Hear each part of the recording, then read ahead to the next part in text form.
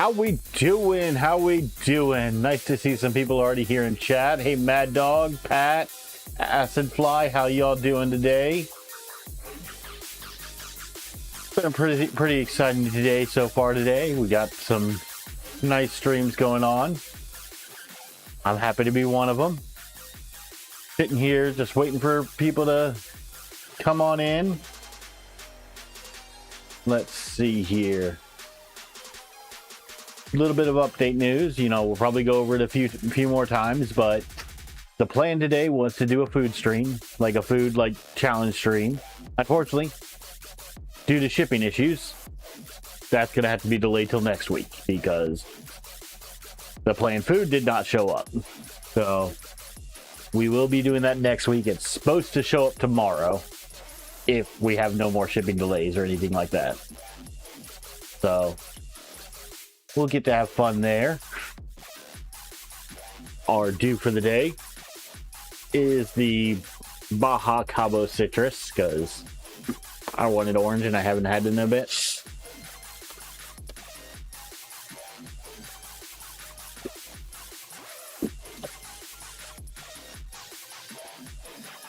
Let's see here.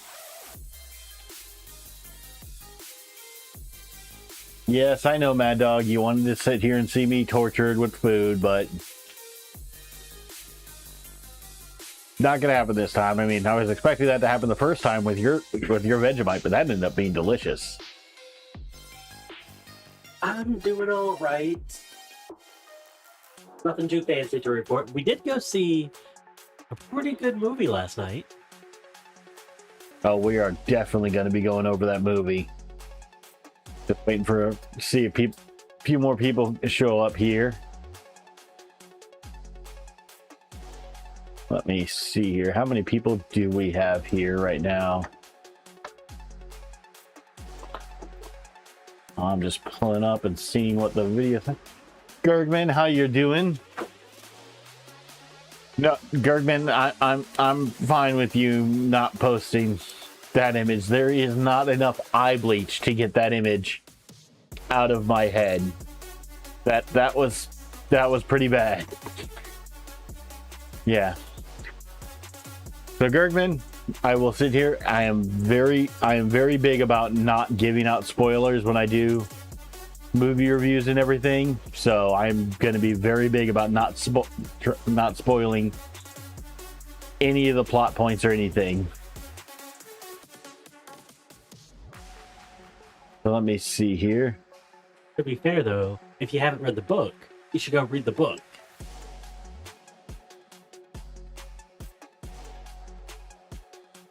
Yeah, if you haven't read the book for Project Hail Mary, I do recommend it. It is a very good book.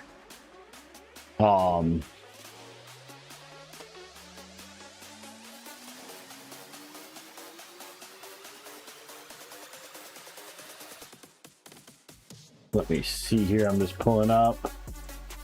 Got 5 people in here so far, you know. Waiting to see if we get more. Oh, we just lost somebody. Let's see here. You only learn from YouTube now? Reading it. Gergman, then do what I do. Audiobooks. They work great. Especially if you have anywhere to drive. You just throw it on and listen to them as you drive. And then you get the books in.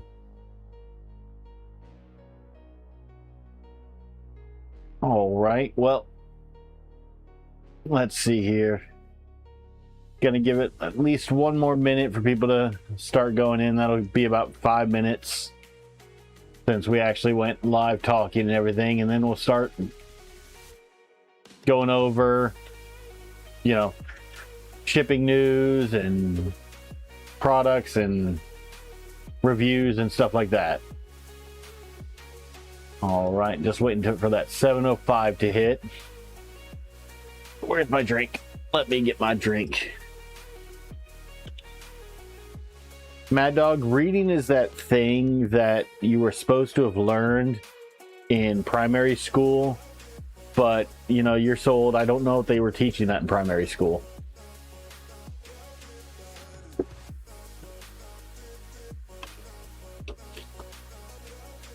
Though then again, it might have been harder for you because everything would have been upside down. So, I mean, if you can read that probably makes more sense, right? But no, I'm kidding with you, Mad Dog. I don't think you are. We're having some fun here. All right, so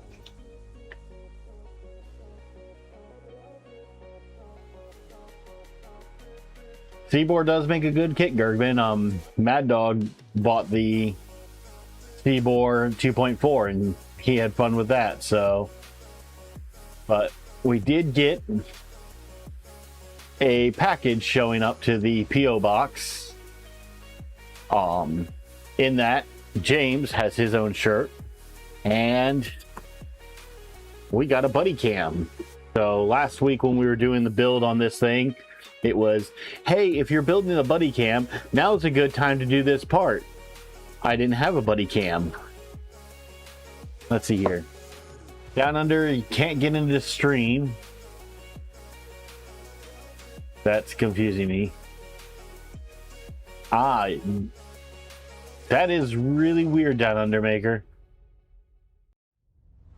Raj, how you doing? But yep, so we got sent a buddy cam. Down Under, only thing I can say is try refreshing because I have no idea on that one. But so we got this, and of course we went through in all the zip ties that it was like, hey, run your cable through this if you have a buddy cam. Well, I didn't have a buddy cam at the time, so before stream I went and clipped all those zip ties because we have some extras, and we're gonna run the little cable. So in the box, if James will be kind enough to switch us over to the overhead, and I'm gonna stand on up here. You know, we get the buddy cam. It's actually kind of cool because the casing for the buddy cam is actually 3D printed. So I thought that was really cool. If you look here on the side, you can see kind of the layer lines. So let's see, I don't know how well it'll show up in this light, but you can really see it on this side.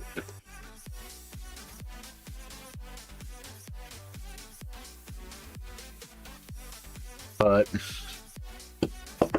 with that, they also give you a different sticker. I'm gonna hide mine, but different sticker for the serial number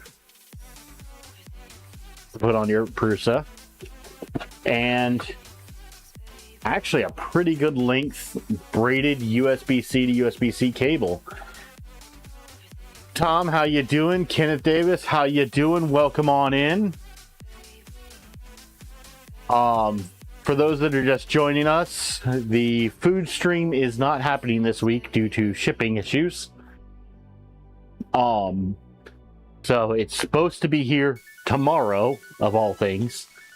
So we will be doing if we don't get any more shipping delays, we'll be doing the food stream next week, where I get to torture myself and hopefully sit here and get to the end of this thing.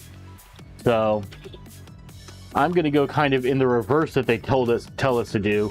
I'm going to feed our cable in from this side. People spend so much time making that assembly guide, and you're just going to go against their greater wishes. Yep. How dare you? So it is a very good assembly guide. Okay, so I'm going to take this, and we're going to get our zip ties together here. But yeah, so one of the big things that James and I actually did yesterday is we went and saw the new Project Hail Mary movie, and we've been starting to talk about that.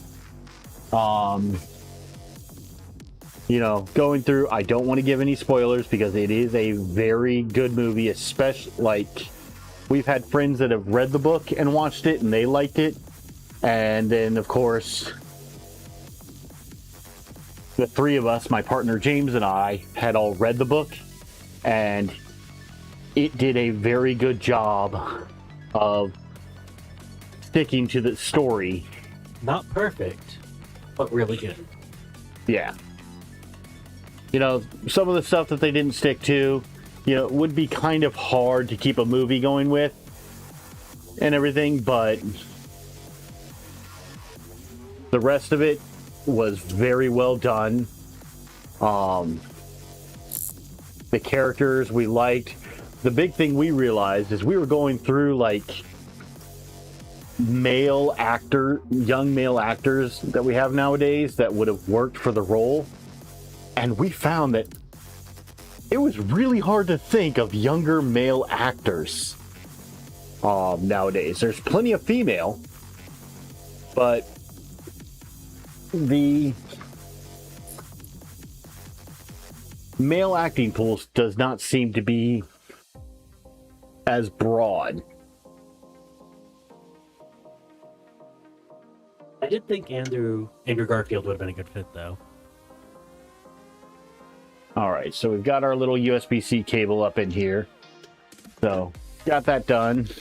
So, we can move on to the next step.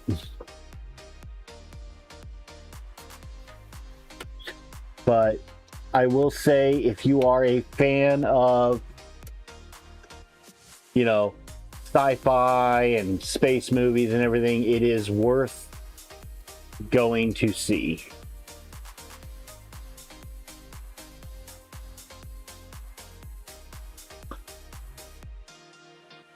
Space.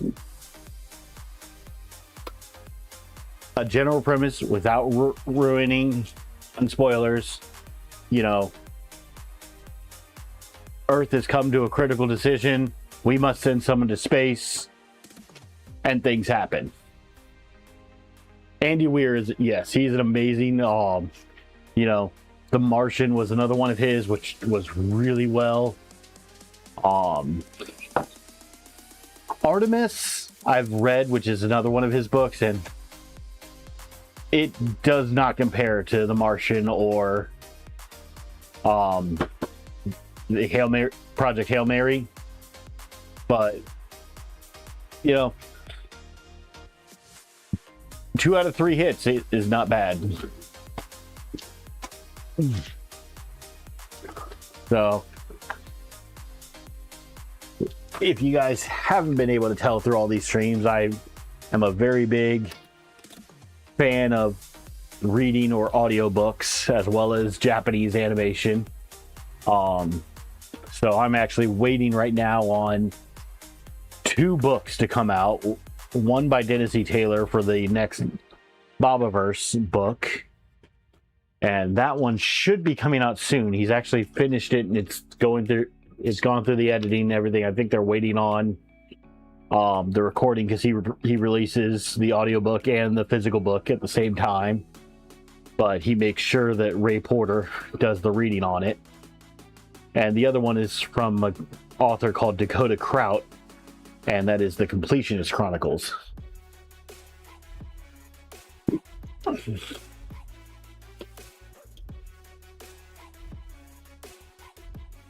You talking about Andy Weir Gergman was a writer for Blizzard? I did not know that.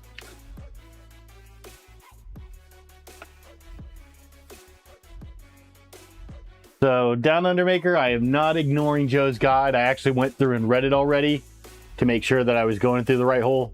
I just ran it. They have you coming down and that's what she said. Down so down this way and back. I just happened to go from the back forward. That way I didn't have to pull all the slack through.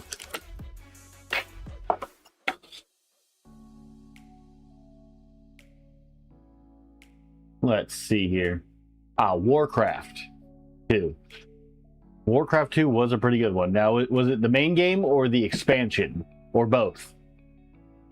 Because a lot of people don't know the whole concept of Frozen Throne did not originate with World of Warcraft. It was actually the expansion for... Actually, that was Warcraft 3. But... yeah, getting in the right hole can be very, very important. You know, you get it in the wrong hole, and albeit very tricky. Then people are yelling at you and hitting you, and you end up stinky afterwards. Yeah, I am not going for my brown belt today. Thank you.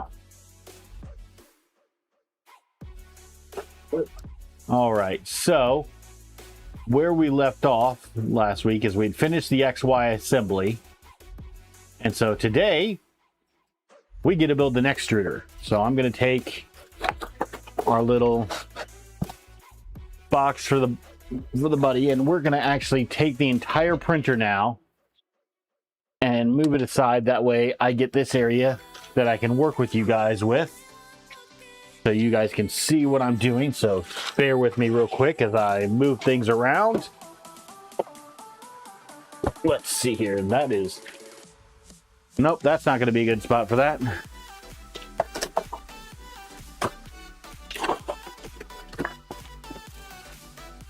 That is definitely not going to be a good spot. That'll be better. My eyes are perfect.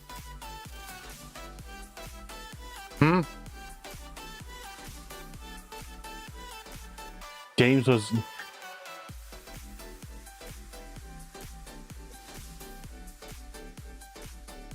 Okay. Whoosh. Yeah, I didn't hear what James said, so yeah, he filled me in. Yeah, no shockers today. Okay, so what we need here is we need the levelizer found in the next extruder assembly bag in the electronics box. So where is... That's the heat bed.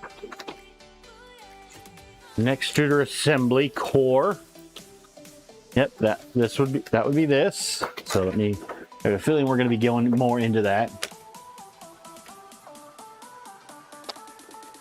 Screen reflection. Yeah.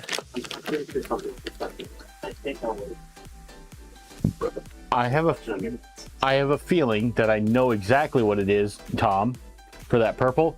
I think it's James's desk mat.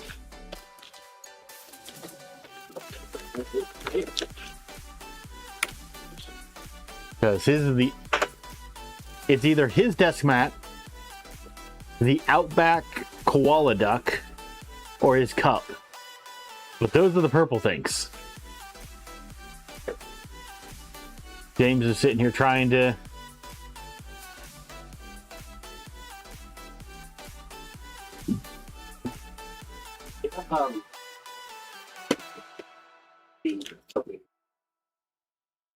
Anti-glare? Anti-glare. Oh, yeah. It's reflecting this. Oh, so apparently my anti-UV coating is really going off today. So let me clean off the lenses, because that can help with that. I can't see anything right now, at least as far as chat. A bit more on his face than normal. That's could be why you're seeing it more today. I don't know. Deal with it. And believe it or not, that's actually a lot more clear. So, hey, I can see better now. Ah! Oh, purple haze. Yeah. No, I'm not there. Just the vape. No THC here. You wouldn't want me on with some purple haze or anything like that. I'd be halfway through streaming and all of a sudden pass out. Okay, so we have our two little levers here, and then we need to find the bearings in the electronics package.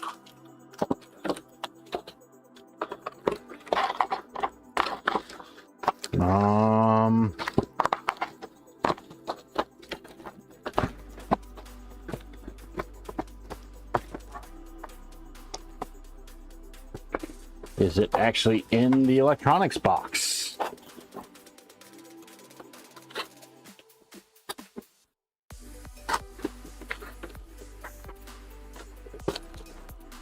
Nope, that's our next extruder. That's the mount, or that's the nozzle. That is the gear assembly. Okay.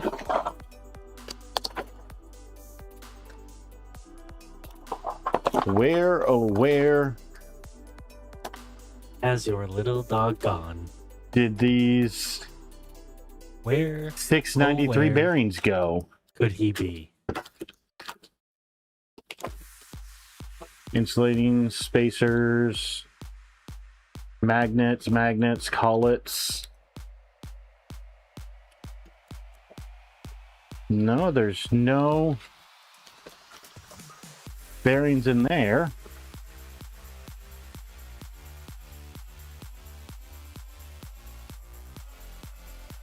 Five weeks till index down under? I can't wait to see that. I would have loved to have gotten one of them for this, but that did not come through. Matt Owl, how you doing? I am currently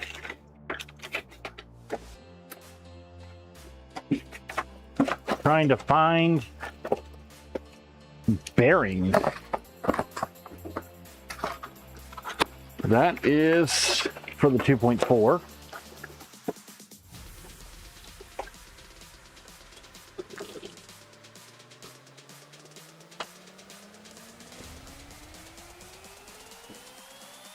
Aha!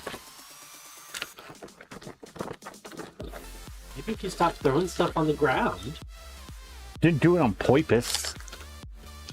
What you fell over for? Okay, so we have our 232 bearings, the both of those. Then we have, let's see here, a tubular spacer, 13.2. I think that is this. Let's see here. Yep, that is our tubular spacer. I don't know about that spacer. That's not listed on there.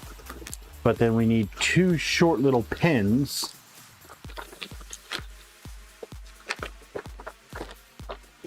An extruder string and springs and pins. Okay, we've got those.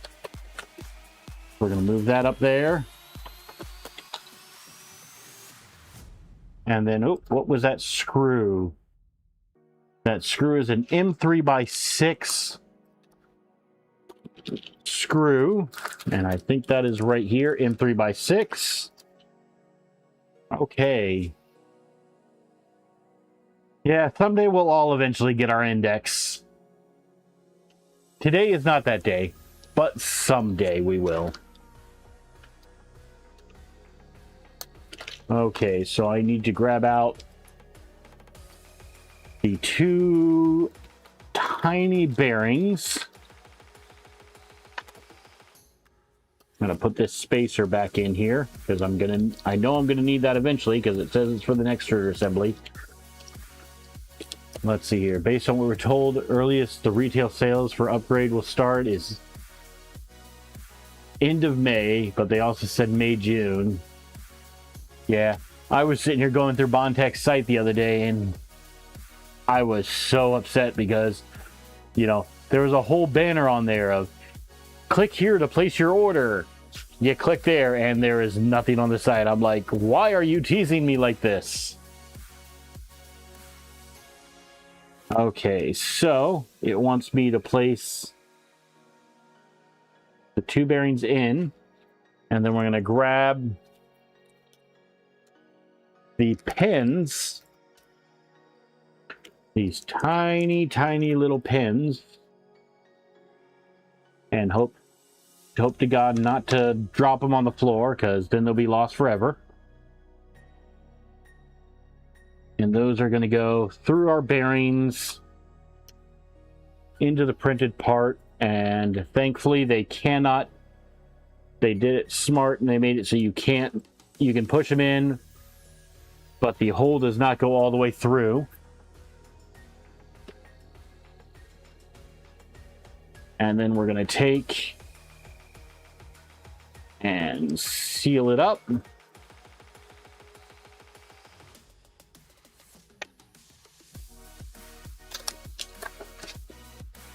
And then the tube is going to go through the back side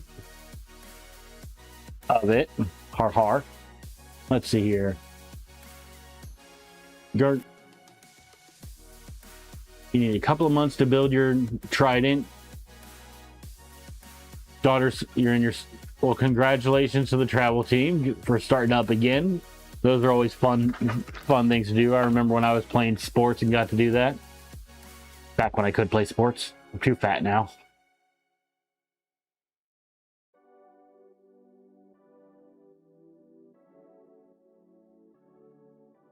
Oh, you're making a red. I love R5D4. R5D4 is amazing. The fact that he's now with Hondo, and if you... Assuming this is from one of the TV shows that I haven't watched.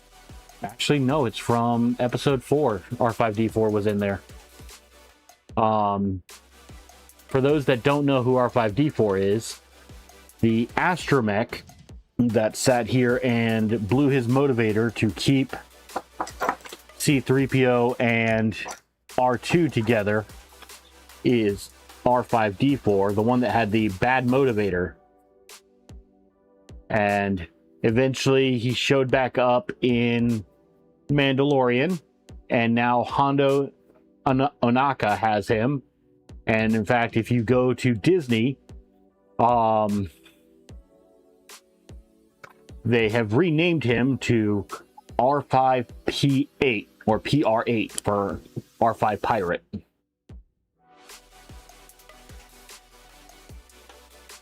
But yeah, if you call him R5D4 at Disney, so that's not R5D4, that's R5PR8. Okay, so we have that. So we're making sure that the bearings will rotate, which they are, so we're good there.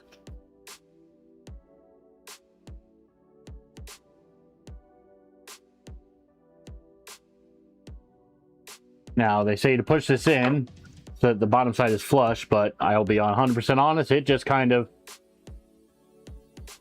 slides all the way through there. Dome and legs. All right.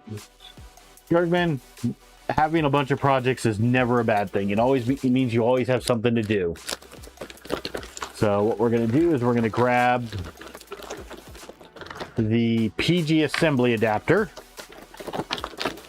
the main plate, and then these were actually in an extruder box. We have the heatsink assembly, the PG ring, the planetary gear ring, and the... Why is it not PG-13? Planetary gear assembler. I heard you say one swear word. It should be PG-13. Well, it can't be PG-13. That means that you would not be able to be here. Oh, wait. They're going on physical age, not mental. Sorry.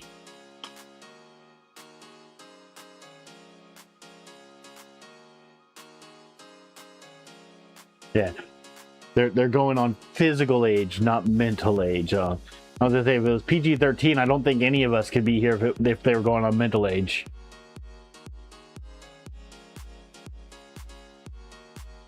Let's see here. If you Down Under, if you take a full-time teaching gig next year, you're gonna do an astromech as a year 8 class project. See, Down Under Maker, that if you were the teacher I had in my senior high school days, that would be awesome. Granted, I didn't do any engineering courses in high school. I did programming, but middle school was my programming. So my years 6 through 8 was engineering. and years 9 through 12 were IT work. All right, so I am happy we are finally getting our last motor out of that box. That means I can get that box off the table, which is one less thing on the table. All right. And it's making sure that it's the extruder, and hey, look, it says extruder on it. So we're going to get that the way it is, and then we're going to need the little washer, which is right here. So I'm going to keep that in the bag right now because that is a tiny washer. And then we need the sockets set screw M3 by 25. I don't know if I've seen that yet.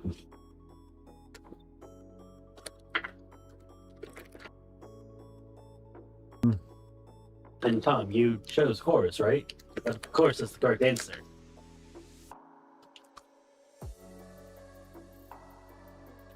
Those are hinge pins.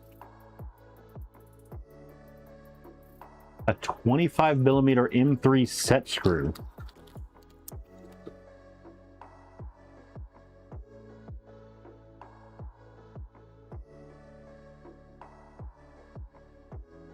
Let's see here. I'm just reading on here. So it was not in that bag.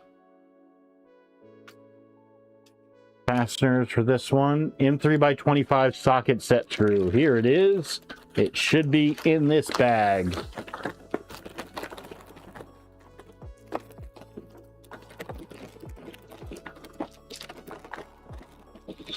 There they are. I will have to say, so far, those are some of the longest set screws I've seen outside of an assembly.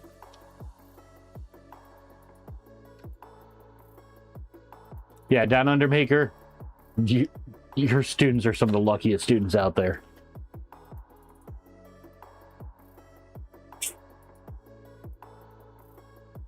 Hey, Tom, shop class is a great thing as well.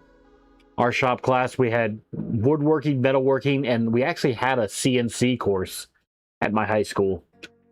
But again, course is the correct answer there. There's no ifs, ands, or buts about it. Of course, that's what you chose, Tom, right? If you can't tell, James is musically inclined.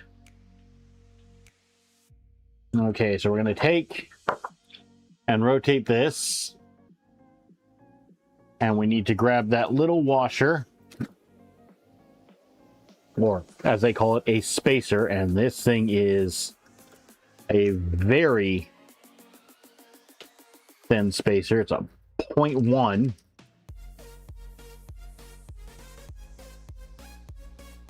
And that just goes down over this. I'm being very careful with it because 0.1 millimeters is very thin.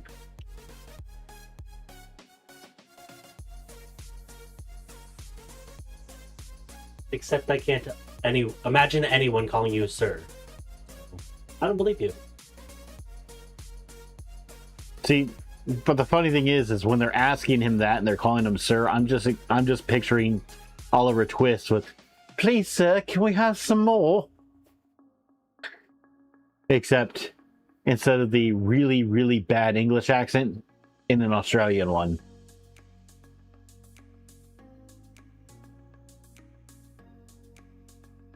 I cannot deal with kids. I do not want to be a teacher myself. I envy all of you who are. I could not do it. I can say I would not mind being a teacher myself. The problem is I never graduated college. And so, unfortunately, here in the States, you know, even if you can show an aptitude and all of that, one of the requirements for becoming a substitute teacher is a 2-year degree, at least in Florida. And to be a full teacher, you need a 4-year degree. And So since I don't have either of those, I can't teach public schools. I can do private, no problem. But I cannot teach public, which might be a benefit. See, in our schools we have Miss, Mrs., Mr., but definitely not just Sir. That's, to us, very weird. No, I think you just didn't grow up in the South.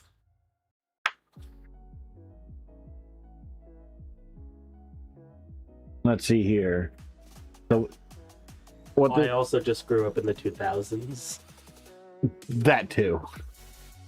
So they're just saying to make sure that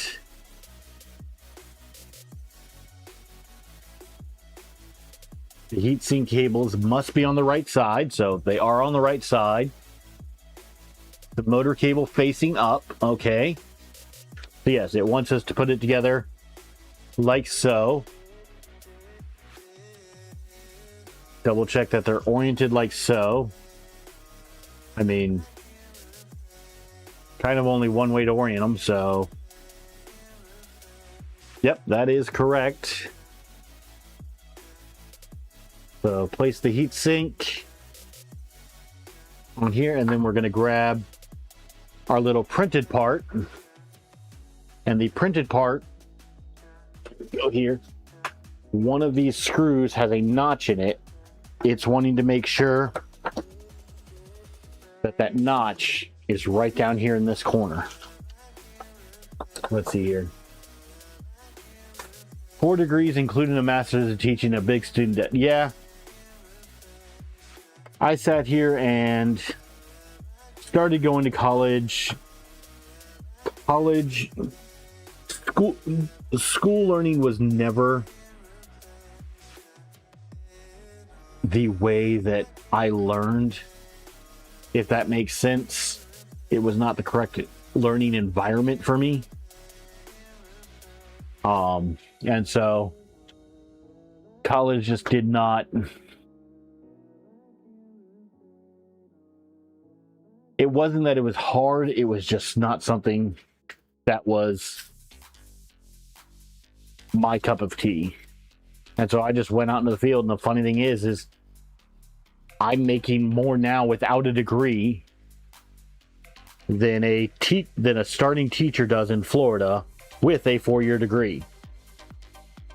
So I'd say something is really messed up there. Yes, James is a youngin.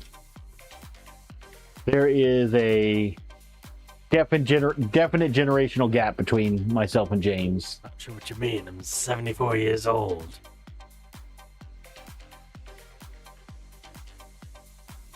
Nah.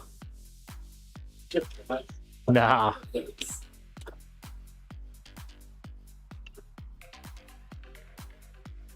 Let's see here.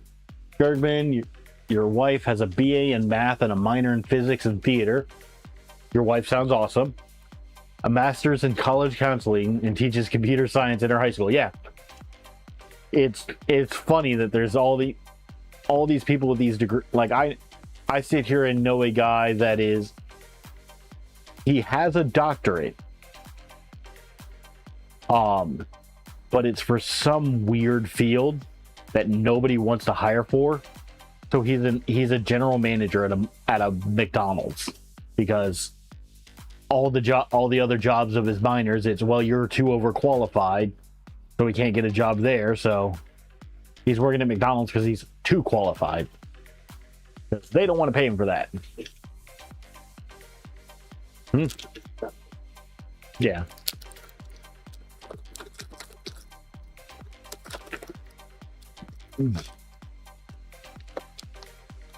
High school was some pretty good years. College was very good years as well, because there were things that I could do in college that I was not allowed to do in high school.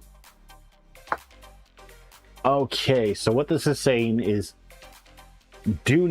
so they're making sure that they reiterate this. Do not try to assemble this gear assembly without the planetary gear assembly adapter. They are specifically calling that out in a nice big red. And yes, Gergman, Florida teachers are treated terrible. Like, people were all for the governor because he sat here and, raised the salary of teachers. What they didn't realize is that salary raise wasn't for the teachers that were already there. It was for new teachers, but I don't want to get too into that because, politics is something I do want to avoid.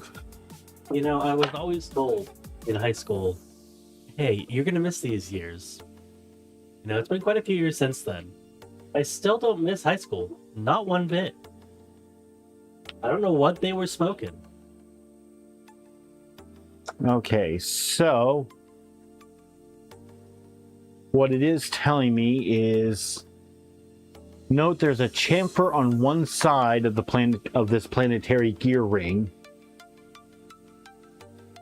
That side must be facing down. Okay, that is an obvious chamfer on that side. So that is the side that we want to face down. But, okay. There's a chamfer on the side of the PG ring teeth. This side must be facing down to the PG gear assembly.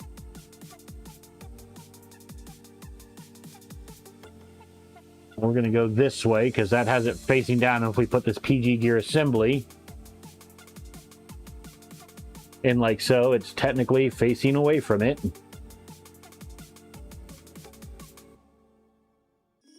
Oh, and this is going to be the fun part, getting these gears to mesh. Now let's see here. What is it saying?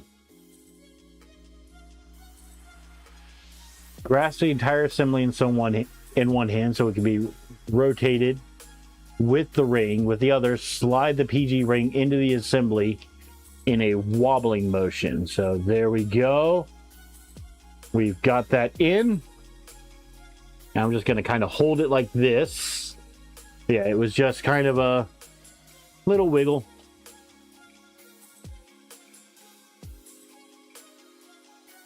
Stop when the surface of the gears are approximately flush with the PG ring. So, yep, that is approximately flush. And let me make this picture bigger. Yes, so I did put the chamfer on the right side. So, if the chamfer is on this side, if the chamfer is on this side, you want the assembly going in the non-chamfered side. Okay. Next thing we're going to be doing is taking the entire thing. Okay, it says, and it's giving us a warning to be very careful in this step. Maintain the position of the assembly attached and attach it to the extruder motor shaft. So we're just going to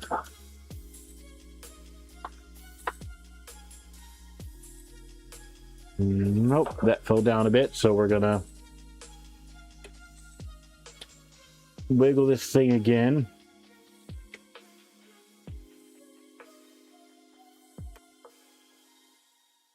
There we go.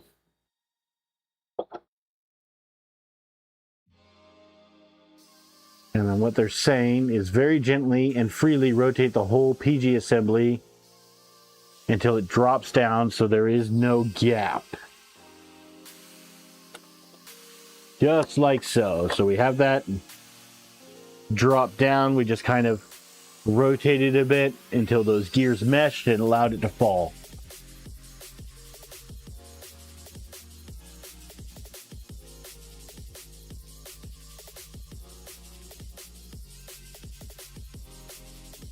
Let's see here. You group teachers and newscasters in one. If your audience knows your political alignment, you have failed at your job. That is a fair statement. Yes. Students should not know their teachers' political biases. It's all right to talk about current events and all that, but stay away from those political biases and stick with the facts. Okay, so once that's in, it's saying to take this piece and remove this. So we have that in there. What about the Petrova line? I said, I don't know. Students that really want to know that.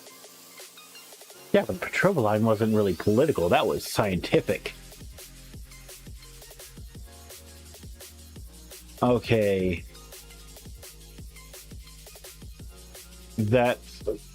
Okay, so that's unusual. It's, hey, take this little PG assembly thing off. Next step, attach it back to verify that all parts are seated properly.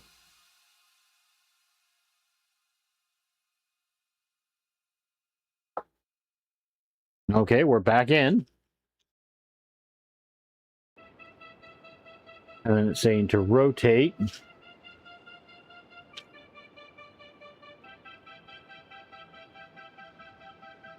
Well, that might be why they say to rotate. PG assembly must be easy to rotate without having to exert much force. Well, that's not rotating at all.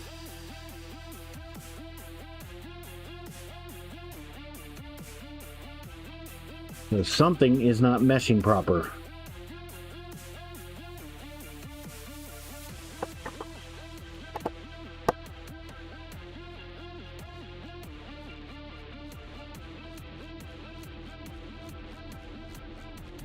Cyber Reality, thank you. You know, for those that don't know, Cyber Reality is Cybertech. He is going to be starting a new channel here relatively soon. If you want to talk about it, Cyber, feel free. All right, so that just rotated a bit.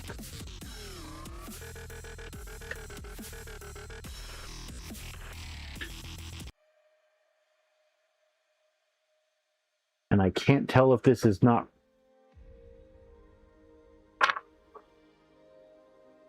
Okay, that rotates like that.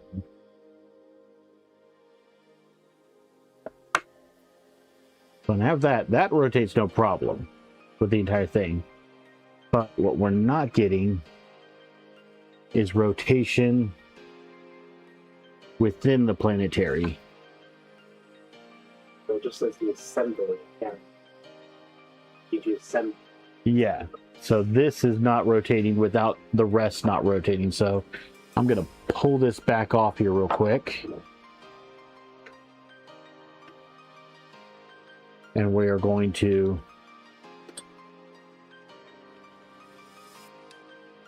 try and get that back in.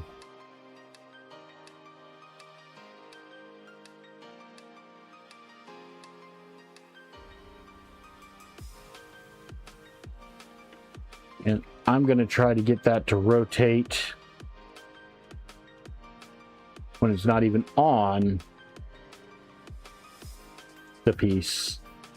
Because if we can't get it to rotate off of that gear, it's definitely not going to rotate while it's on the gear.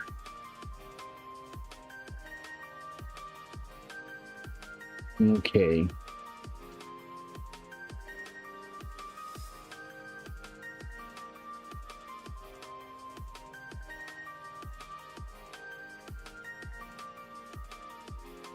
Let me see here.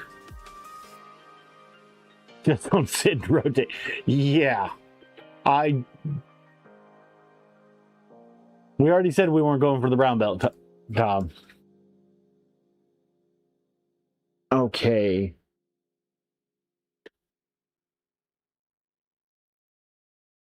I do not know why this does not want to rotate at all.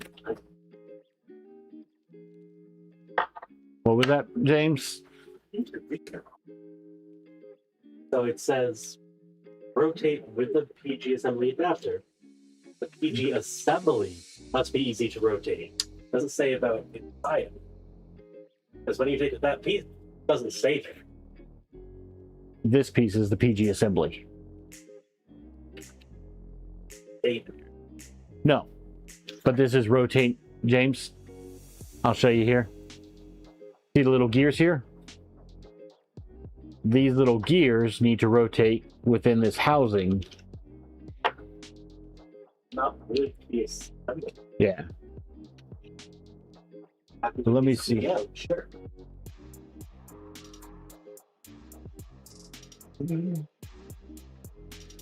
Right, that's our side with the chamfer.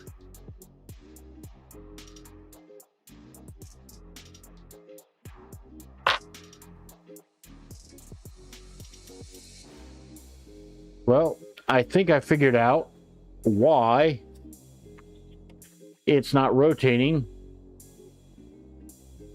with this little piece on here. This gear is locked up against something, so it will not rotate Maybe you should read the comments. at all. Yeah, we're going to read the comments on this one.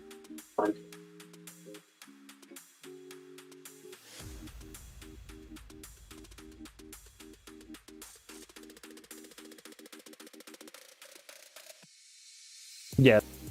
So yeah, apparently this adapter can sometimes interfere.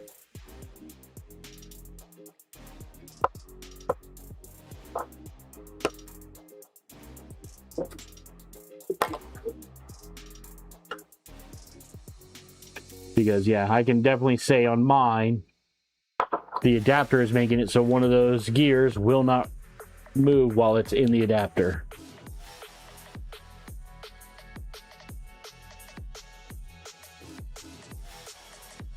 Okay.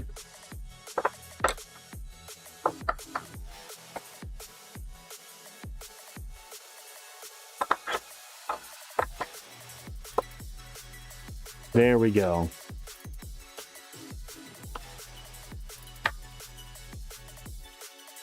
So we're just going to go with it, even though this doesn't rotate. I know that they do rotate independently, so. And that rotates around the center, so.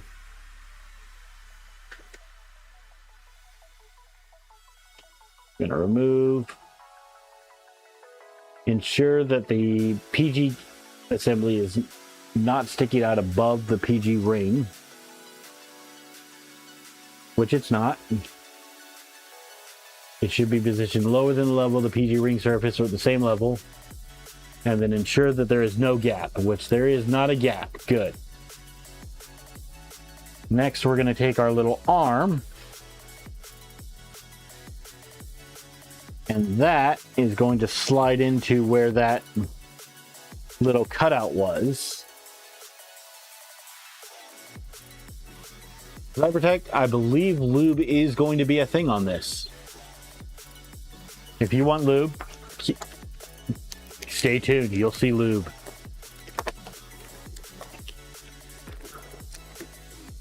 Granted,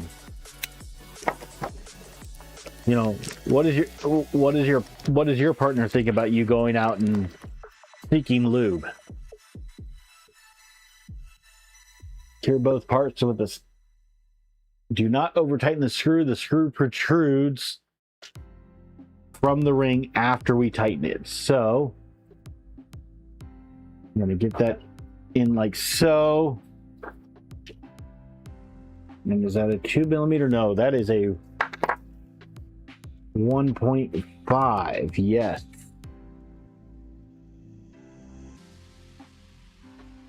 We're going to tighten this down. There we go. That's where it stopped. And I'm going to stand up here and see if I can show you guys. Well, I love that. You can see how much that sticks out, even when it's all the way tightened down. Sometimes you just need lube. Hey, Mike, how you doing? There you go, Mike. Solid bright pink today. Had to get that going on for you, Mike. Okay, our next thing, we are going to get the front case, which is in the printed parts box.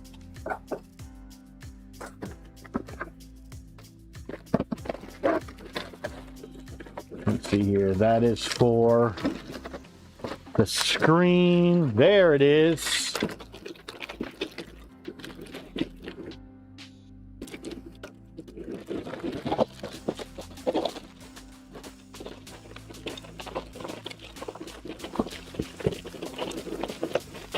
Oh, hello there.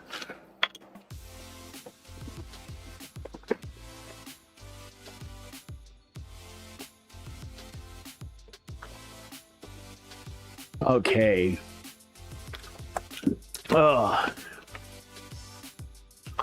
Okay, so we got some hydration in there with the Mountain Dew. We need M3 by 25s. Those are not 25s. Do I already have them out on the desk? That is the question.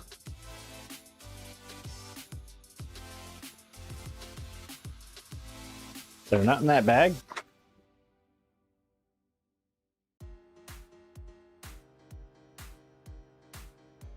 They're not supposed to be in that bag.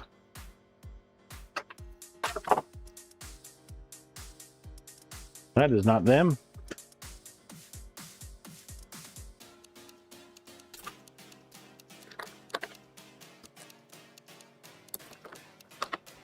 And 3x10s. And 3x12s. And 3x12. Okay. Am I going crazy or have I lost a bag of You can't screws? go somewhere that you already are.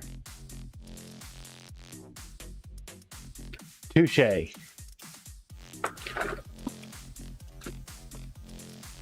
M3 by 25s, if they're anywhere, are in here.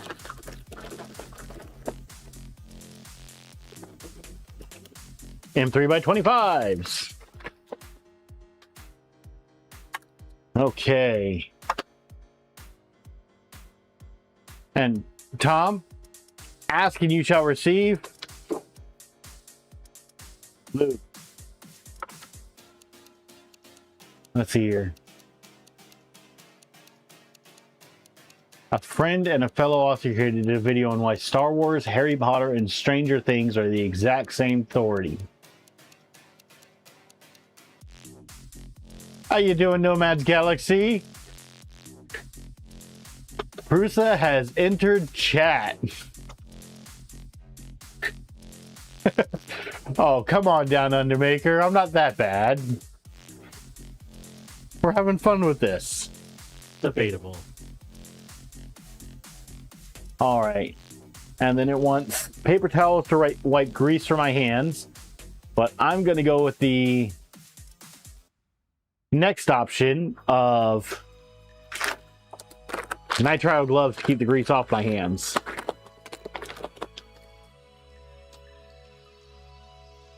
Because why wipe it off when you never get it on there in the first place? But yes, welcome on in, Nomads. We are having fun. Tom has been asking for lube the entire stream, so we finally got into him. Wick Central, John Doe, how you guys doing? Welcome on in. Sitting here trying to get better about keeping up with this. You're currently obligated to check in. Well, welcome on in. It's actually been going pretty well. Between the last streams, we ended up getting a buddy cam. So the last stream that I did, we had done the Core XY assembly for those of you that weren't here earlier. And one of the steps of that is, hey, if you're installing the buddy cam, now's a good time to install the USB cable before you put down the zip ties. Well, I put down the zip ties because I didn't have a buddy cam, and then all of a sudden a buddy cam showed up. So I cut those zip ties and put the USB-C cable in, but I find this thing really cool that the entire case for the buddy cam is 3D printed. So, and it looks really nice. So,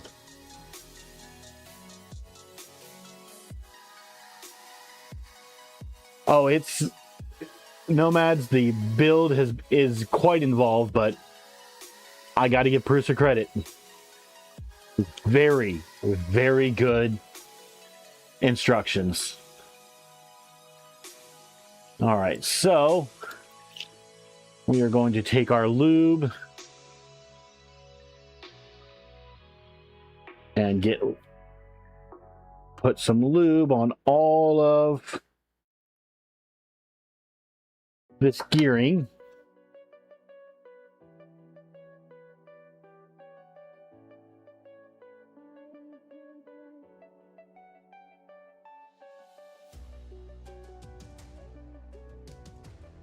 Now they are recommending to use the zip tie. I'm going to try it this way. If anyone else has built one of these before and has a better way to do this, or if it's just kind of, hey, gloop it on your finger and go to town, I am all for hearing about it, because, you know, it lets some of that knowledge be passed on and we get some engagement in chat.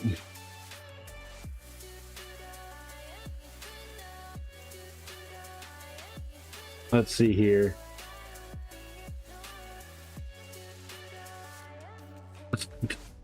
Tom, I will have to take a look at that after stream. I do not have my Discord on right now, right now, but let's see here. Nomad's Galaxy, we essentially handed our devs an MK4S, a Prusa enclosure, and told them to have fun making a Core XY printer. So I'm really happy it turned out. Yes, it is. The instructions on this have been amazing. It's been a fun build.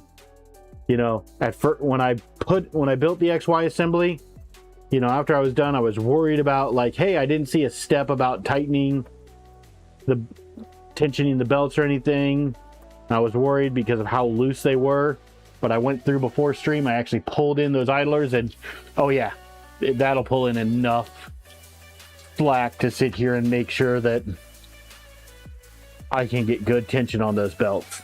I wasn't even like halfway on those idlers. So if anybody builds one of these and is worried about that, don't.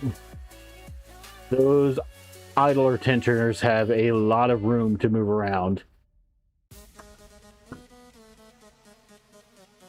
All right, so I'm getting these last two gears here. Just getting some of the lube everywhere for Tom. Let's see.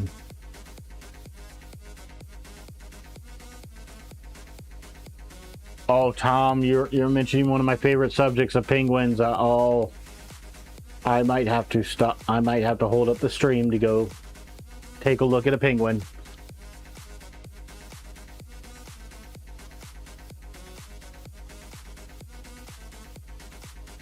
All right, so we've got all that, and what it's telling me, and hey, we don't have any lube, so apply a small amount all around the gears. Close the lubricant. There's no more need for it for the rest of the build. The good thing is, they do send quite a bit of lubricant, so if you do ever need some for when it comes time for maintenance, hold on to this, because you can still use it for maintenance, because after so long, you're going to need to.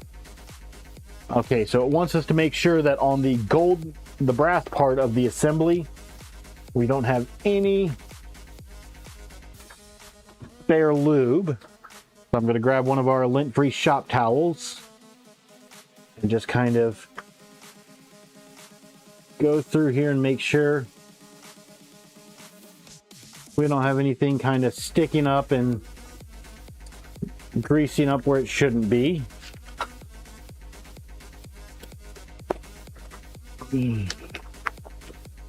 Okay, we're going to take off our gloves, and then we're going to take our front panel, which, if that is printed, that is a very nice print.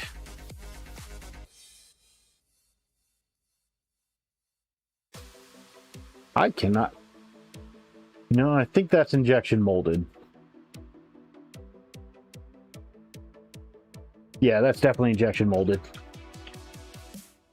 All right, we're going to take and put that there. And then we're going to grab our M3 by 25s.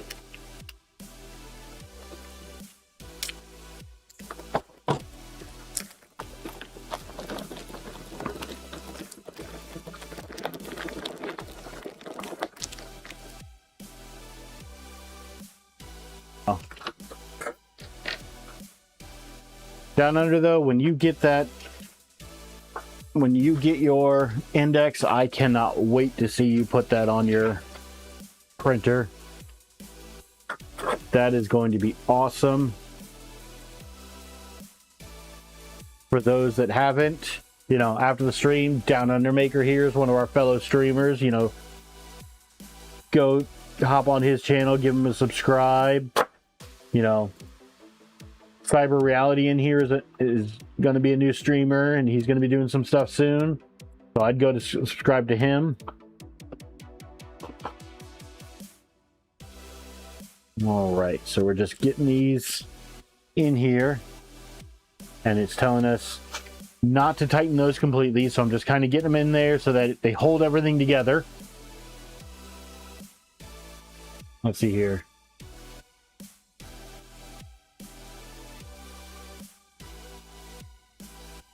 Yeah, Wick, when you get into things like self-hosted, while there's a lot of things, then you get into community support and all that, and not running, like, I can say Prusa does have a good thing going.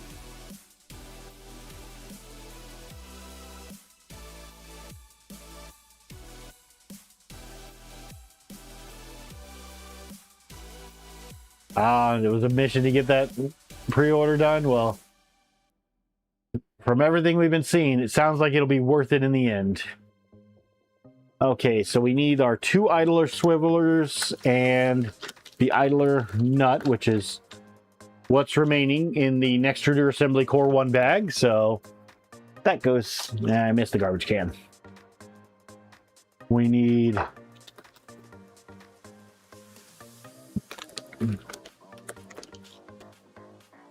two M3 by 30s. That's an M3 by 35.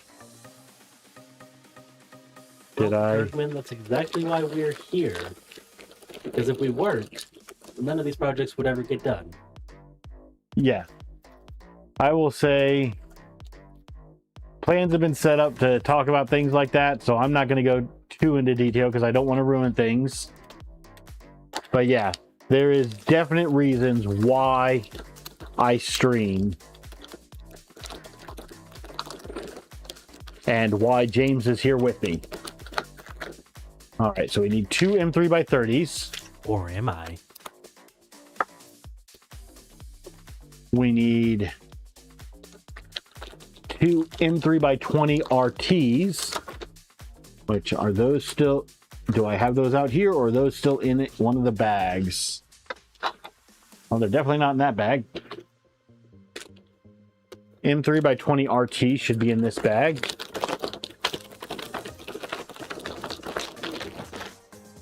Be hilarious if all these voices that you're hearing in the background were just figments of your imaginations all along. John Doe, no, the Voron is not working yet. We are working on getting this printer up and running so that I can print out the parts I need to get the Voron up and working. Okay, we need our M3 by N nuts, which are the nylon lock nuts. Our 2 springs, which are right here. And the spacer, which is the last thing in that bag. So I'm glad I kept that in the bag because that would have been gone otherwise. Okay, so we need one of the M3 by 20 Rs.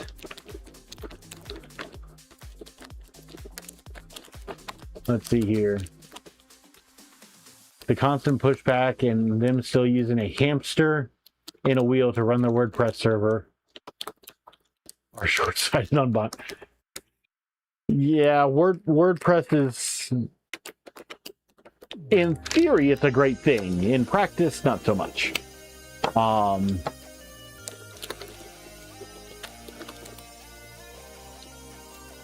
But Nomad, you know, the fact that that makes you a good friend. If they're gonna enjoy it, you know, that is a sign of a good friend. I can say, you know, James here behind the camera, he's a very good friend. We actually got. Am I? You are. I disagree. I'd have to say you're a good friend. What other friend buys a friend tickets to Disney?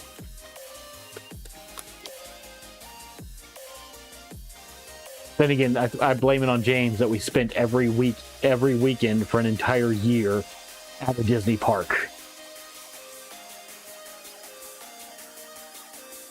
Okay, so we got our one assembly with an M3x20 RT screw, and then that little spacer in between, and then it's going to have us take the other side and make a sandwich. We have our sandwich, and then we're going to take one of those nylock nuts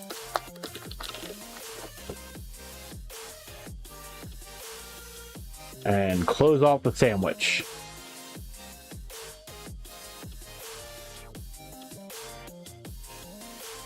It is telling us to make sure that we tighten this fairly. Don't over tighten this, because we want to make sure that the, let's see here, it's saying just tighten lightly. The spacer inside must rotate freely. So if I get that, that is definitely rotating freely. So we're good there.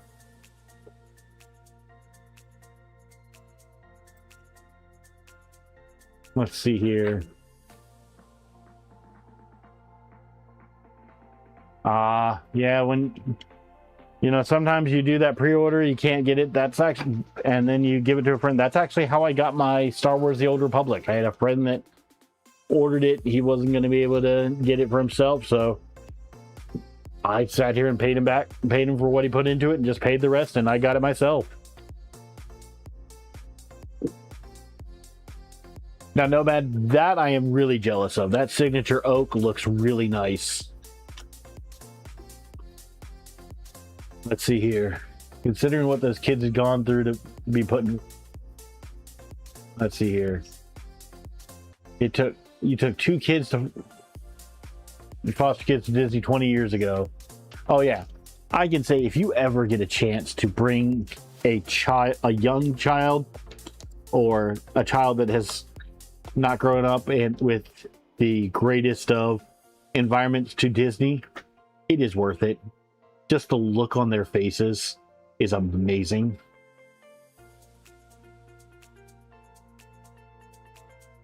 You know, they get a wonderful memory out of it. You know, you get to do something that helped beneficial. Let's see, printed solid, got one of the signature onions to say, and you're so happy with it. Yeah, that signature oak looks incredible. Where did... I know all of these words individually. You know, one of these days, I'm just going to have to sit down and make James watch a bunch of creators so he can learn about the different things that are in our community. Yeah, there we go. There's one of our streams. He won't be on camera, but we're going to spend an entire stream just watching videos of different printers and force feeding it to James. That is not as fun as not knowing. Caleb, you know, I do this for people's entertainment, and it makes me happy that you're showing up because you get entertained by this. So whatever time works for you is the best time.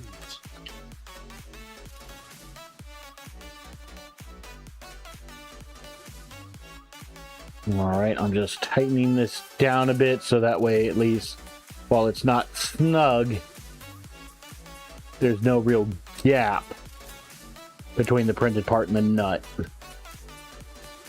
Because nobody likes a gap in their nuts.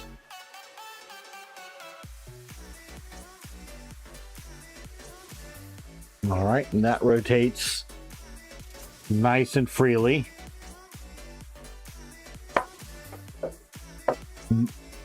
Number 8 on the signature oak Nomad, that is amazing.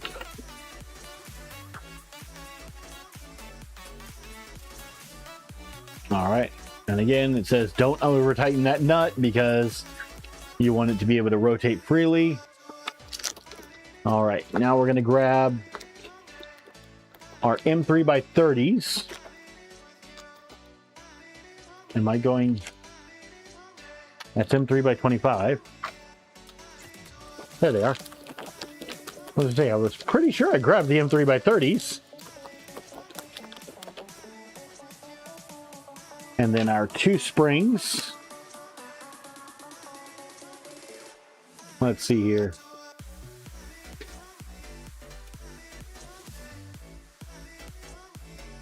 Should you, Caleb, should you change your Discord name to Tight Nuts Are Not Good?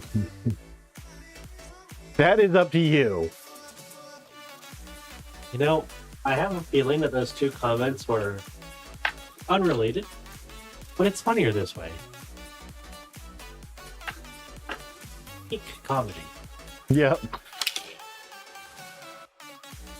Oh, I have a feeling that they were unrelated to late as well, but I just like to assume that they were related. Okay, so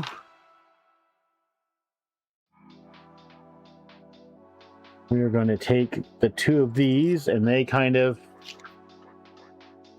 just slide on through the top here.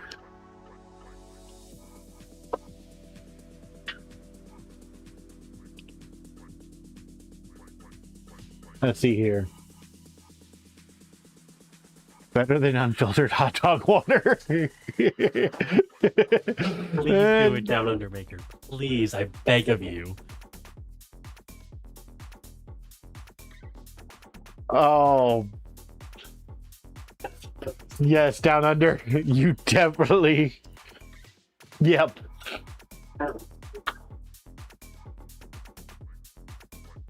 Tiny whitey bad boxers. Good. I might just rename this stream to Are Your Nuts Too Tight? I have that power. You gotta let them breathe. Okay, so with this,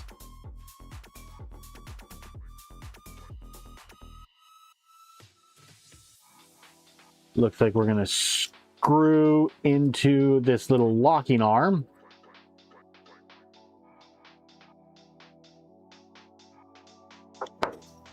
And I need to grab, is it going to be the 2mm or the 2.5?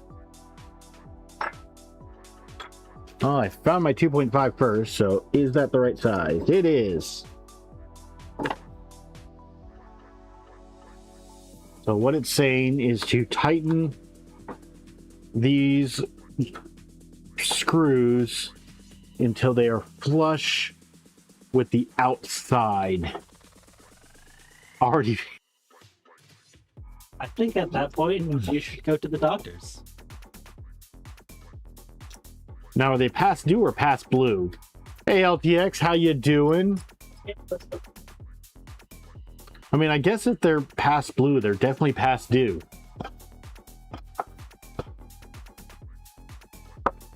Don't mind us, LTX. We're just thinking about changing this screen to Are Your Nuts Too Tight? Nothing weird about that. Not at all.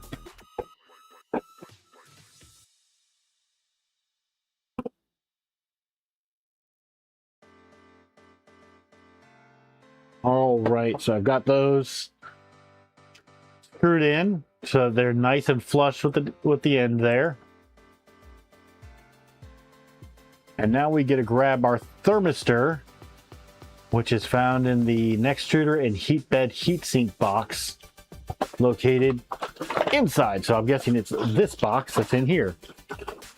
And there it is. Hey, look, a thermistor. And then an M3 by 4T grub screw. M3 by 4T screw, it says, but is that the grub screw?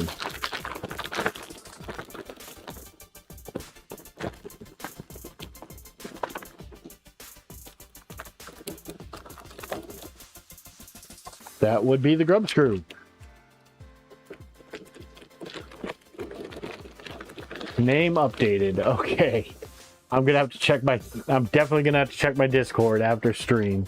You guys are giving me so much stuff to. Tom's giving me penguins. Caleb is gonna be giving me a new name to look at. We're having so much fun this stream. I gotta talk more. Yeah, James has been telling me this entire time. Keep talking. You're too quiet. Well, I'm talking, and people are talking back. This is so much.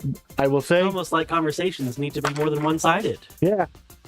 I will say, this is a lot more entertaining. I like having you guys chat back. It makes it easier to talk back to you guys, but it's also, on me for not being the most talkative. Okay, now what size? Which is weird, because you should see him at Disney. Oh God, yeah. We used to go to Disney. James and my partner would get so upset with me because I'd just be going along, then all of a sudden I would start talking with someone and they'd be like, "You're so weird. How do you do that?" I'm like, "I just strike up a conversation. I don't know how it's weird." No, we don't ask how you do that, because we don't want to know. We just want you to stop. Yeah, James and my partner are both very introverted people. Okay, so it's having us flip the entire assembly over. Then the thermistor is going to go into the hole. Ooh. That's what she said. Oh no, well, that might be what she said. But what he said is, that's a nice tight hole. Oh. We don't talk about the teacups right around here. It's almost as bad as... Yeah, no, I have an inner ear problem down under Maker. And the Mission Space Orange is about as far as I can go. If I go in the teacups, I am not walking for an hour. Okay, but what's worse? The teacups? Or It's a Small World?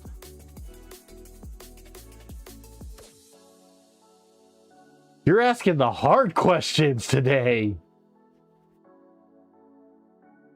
Oh, teacups are not being able to walk for an hour, or having to listen to do for an hour. Oh, let's see here. Listen, I know I may be in the same room. This isn't my show. This is his. It's his fault, not mine. It's not my show. Also, you guys are supposed to always be on my side.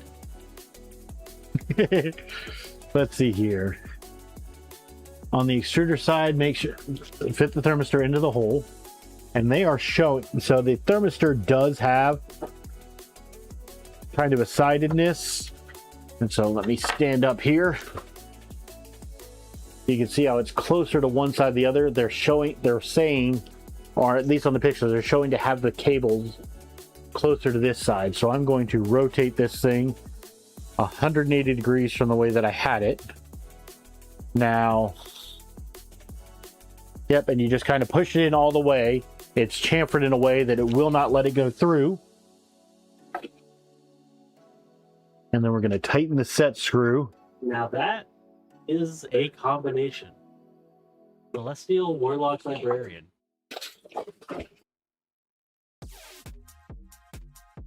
Let's see here.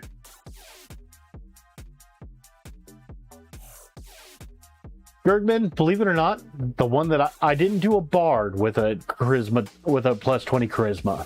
I actually played a rogue with a plus 20 charisma for the sole fact of that skill expertise made it almost impossible for, like, I played a halfling rogue, so I couldn't fail, or I had to botch twice in order to botch, but then made it almost impossible for people to bypass my charisma checks. My charisma checks, for that game. My persuasion checks, my deception checks. Oh yeah, that was. I'm so happy I wasn't the DM for that game. Oh no, James was playing in that game. I forget which campaign it was. It was one of the three.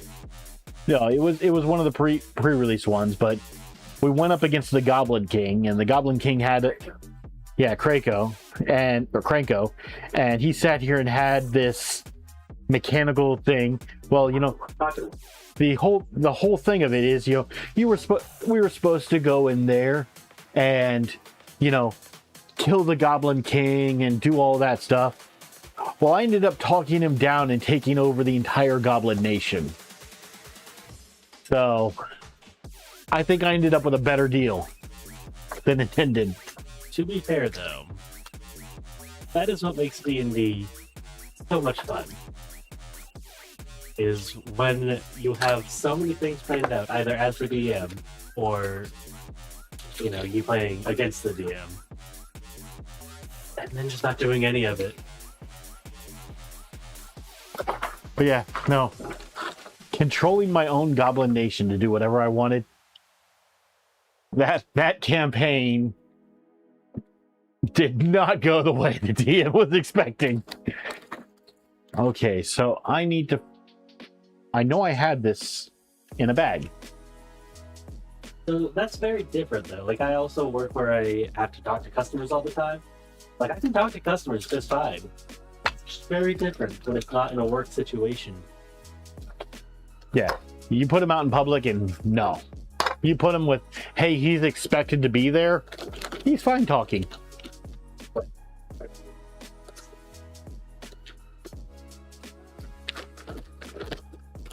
Let's see here, Caleb. Yeah. Now the other fun one was the old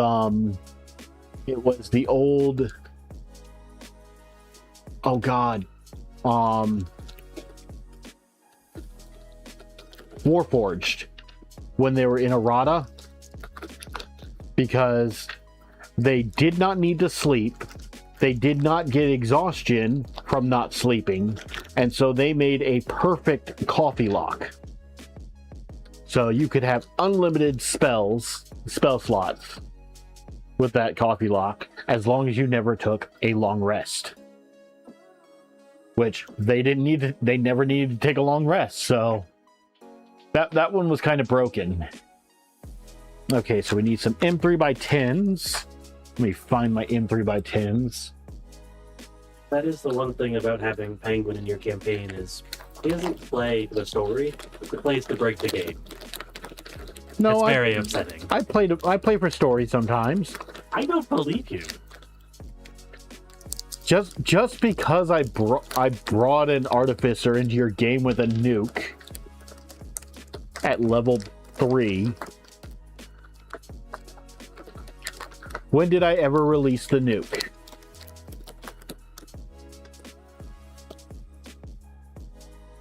And yes, for those that don't know, in D&D, if you make an artificer, by level 3, you can literally make a nuke that will kill anything in the game. All it requires is a single friend.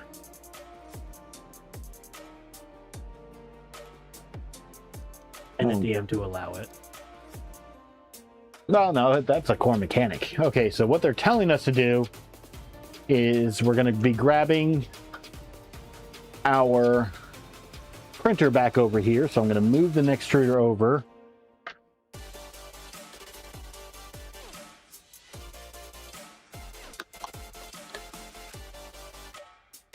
and we have to grab our printer back.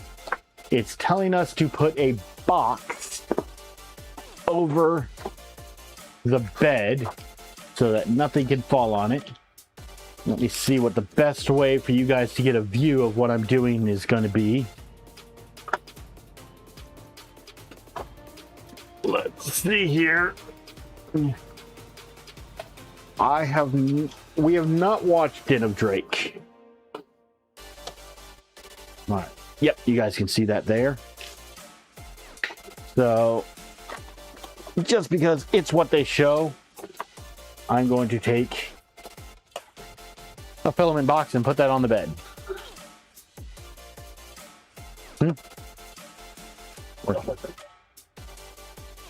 Okay. Okay, so we're going to grab our little extruder spacers, is what they call them, and screw those into the 3 holes. So one's in the top corner up here.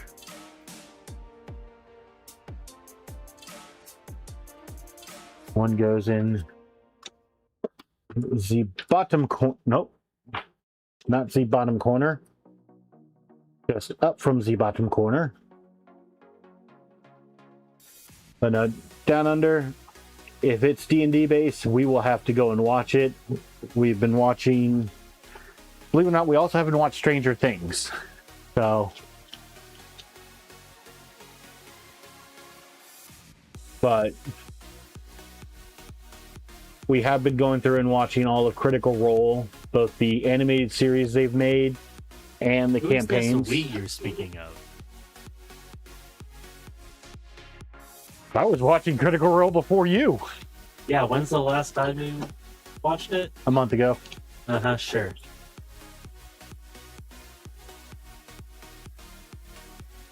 Let's see here.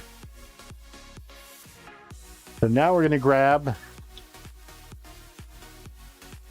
our extruder, and it says place the extruder on the spacers, align the holes in the extruder with these, make sure that the thermistor wire comes out to the left. So it's going to be the center screw,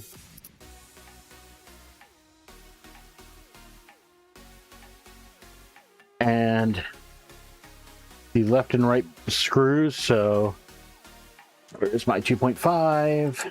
There we are.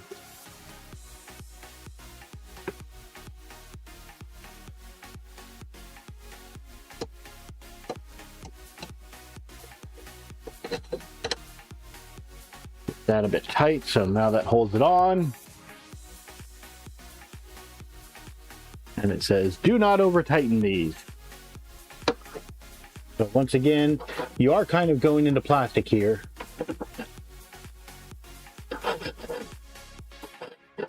All right, give me a second here. I'm trying to talk while I'm doing this.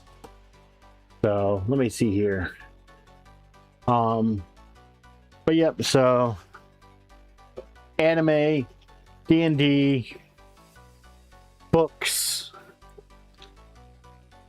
Those are Harry Potter, Disney. I'd say those are our nerdy things. Would you agree, James? Speaking of Harry Potter,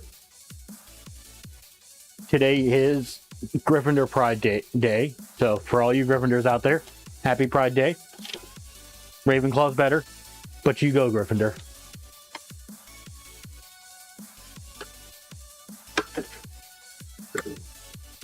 Yeah.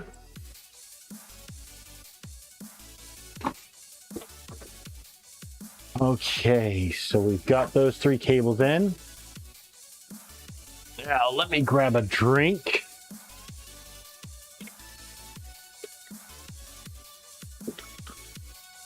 Okay, so in the electronics box, I need to find the hot end fan. Hey, look, I found the hot end fan.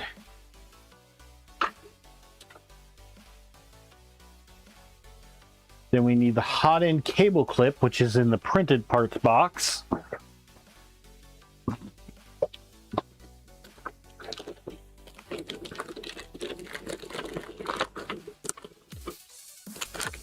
Let's see here. That's the back assembly.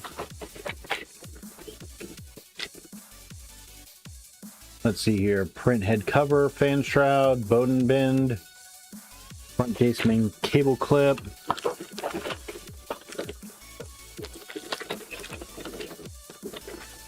There is our piece.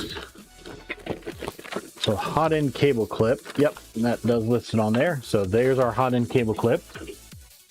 Sorry, I'm going ADHD because he's shiny. He's very shiny.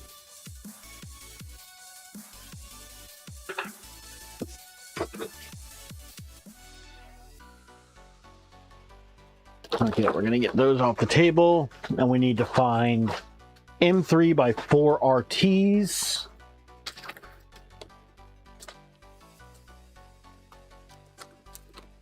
M3 by 4 RTs. And M3 by 18. M3 by 18.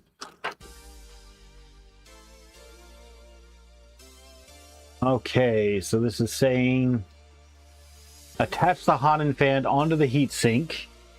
And what is specifically calling out is on this fan, there's a sticker side and a non-sticker side.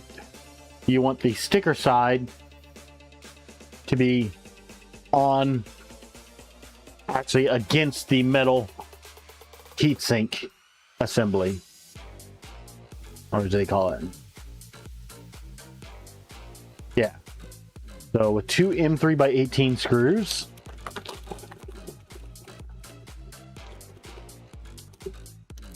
one, two, buckle my shoe.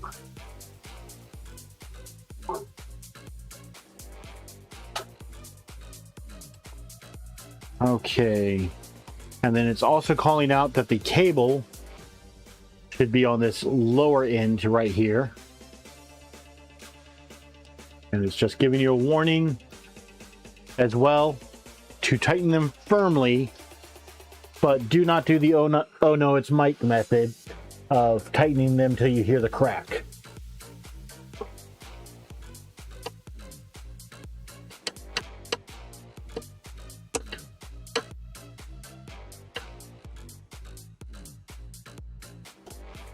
Let's see here. I do not know if my chat has frozen or if you guys have just been quiet for a bit, but I'm going to keep trying to talk as I'm doing this because it seems to be working and it's a skill that I need to work on. So we are getting this bottom screw in now, and again, we're giving it like an ugga dugga, but not super ugga dugga. But we do want to keep kind of going back and forth, because as we tighten one, it could give you a bit more to tighten the other. So we've got that in. Mad Dog, give it all the ugga-duggas. Okay, good. Mad Dog, thank you. At least I know my chat has not completely frozen. Okay, so what this is showing is on here, there are two little cutouts. The thermistor cable and the fan cable are going to go through the outermost cutout. So I'm going to need to turn this around, so it's going to be a bit more difficult for you guys to see, but this is so I can also see as well.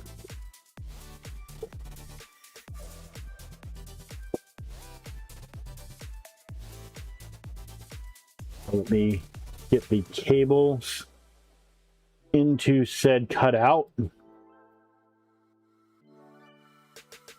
Once I get them in there, they can move within it. It's a matter of getting it. There we go. There's the first one. There's the second one, and let's see here.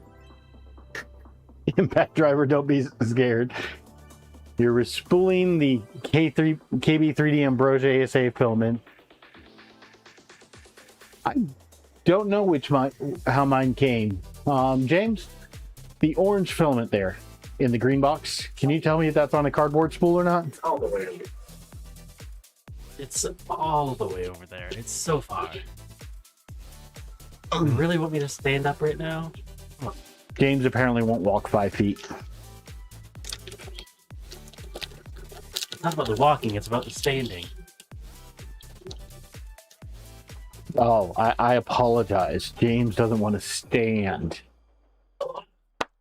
That's too much.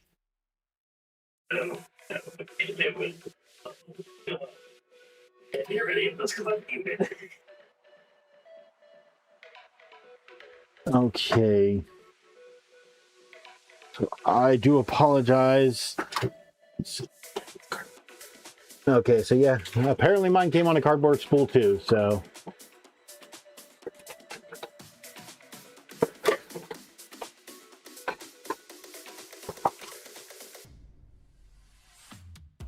Okay. We've got that kind of lined up right now. And now I'm trying to get the screw on the driver.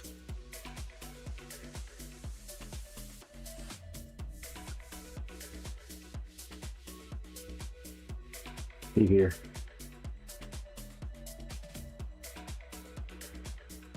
Being a good kid and not chatting while typing. You mean chatting while driving down under?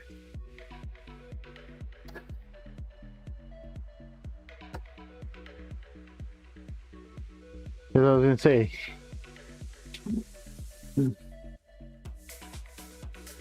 Otherwise, that does.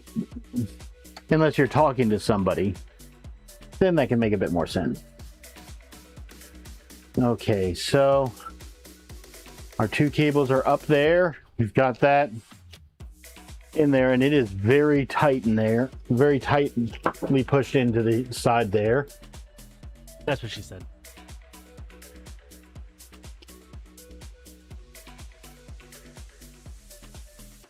Okay, so our next thing is we need to go back into that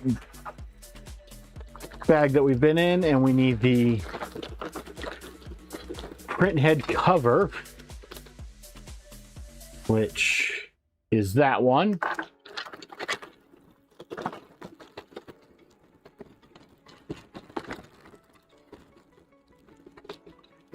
That's one of them.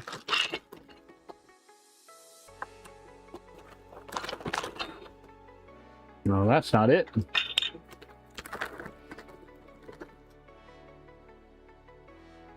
That does not look like it.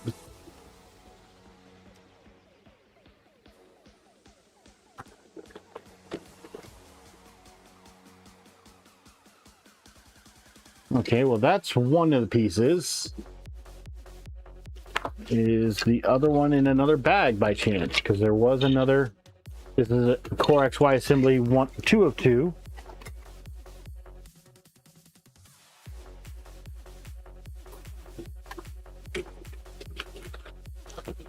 Here's the other half and 1 of 2. Let's see here. John Doe Sunloop filament comes in a reusable spool, about 1/3 of the price. Okay. And JO even cheaper with fewer color choices. Sometimes it's not so much about the spool that you get, but it's about the choices you get in color, because sometimes that is a bigger decision on which one you go with. You also got to think, how many people are actually reusing those spools? Most people are just going to use it and then toss it.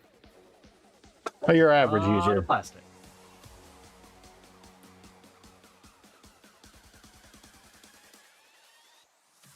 Caleb, you just tried the JOPETG. You had a teasing issue with it. Yep. I would say, one adhesion issue. Hey, it could be a dirty bed. It could be a printing temperature thing or something like that. Multiple adhesion issues. then I would start looking at the film and be like, no, there's something not right with this. All right, so we need our main cable for the extruder. We've got that, so I'll put that right up there. We need more M3x10s.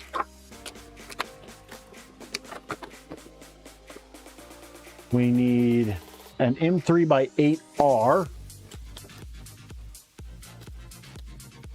Or sorry, M3x8RT.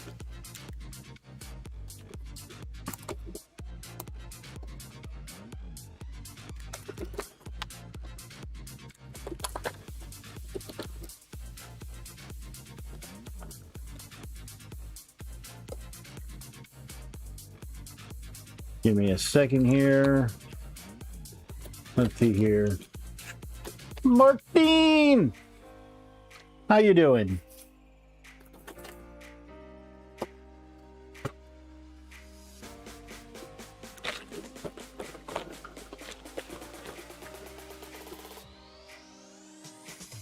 Well, the M3x8 RTs are not in there. Increase. Yeah, so it could have just been, hey, you just needed to go through some tuning on it, Caleb. There is no problem with having to tune a filament.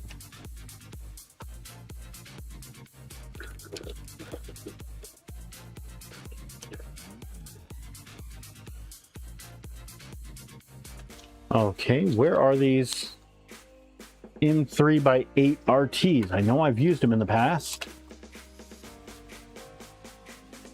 M3x4R, M3x30, which is empty, 35, M3x10 RT. Am I reading this right? Nope, it is M3x8 RT. These are rivets. Those are M3x4 RT. M4x6R, M3x18. Stop falling out of there. That's what he said. Let's see here. Refillable spools are important because they charge quite a bit for them, but you get them for free. Yeah. There it is. It was being covered by my driver. M3x8 RT. And then an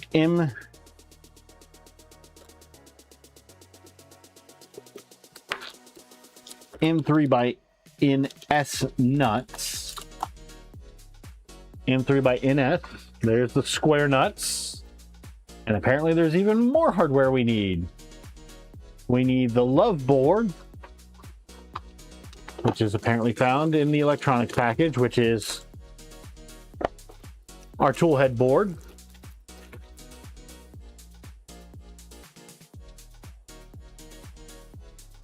Okay, so this is saying to locate the U-shaped cable channel on the love board mount and insert a nut in here. If you need to, it's saying grab a 2.5 Allen key to wedge it all the way in. Let's see here. Let's see here. Gergman, you love the BQ Frostbite and Glacier plates. For those plates, I say it does depend on what you're printing. For like PETG and PLA, you know, they can be great, but for things like, you know, ASA or ABS that actually like hotter temperatures, having those cold plates can be kind of a downside.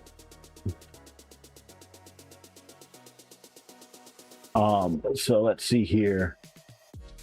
So that got that one in there. Let me read the rest. Once you start using CFS, AFS spool holders, not using cardboard becomes, yeah, getting those automatic changers and everything.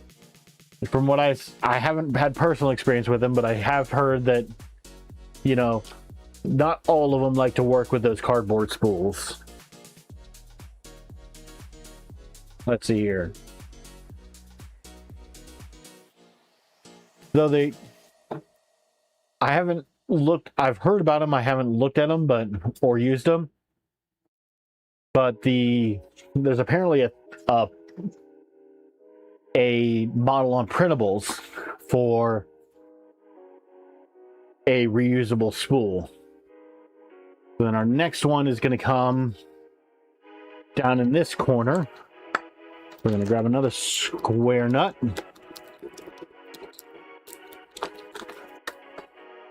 And put that in the other square hole.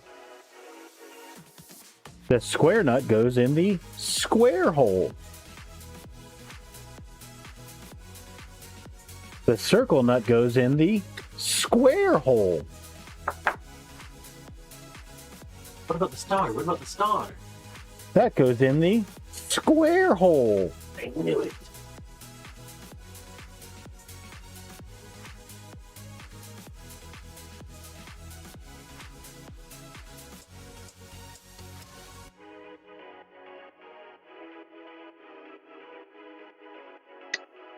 All right, so I've got those pressed in all the way, so that way whatever we screw into them will line up.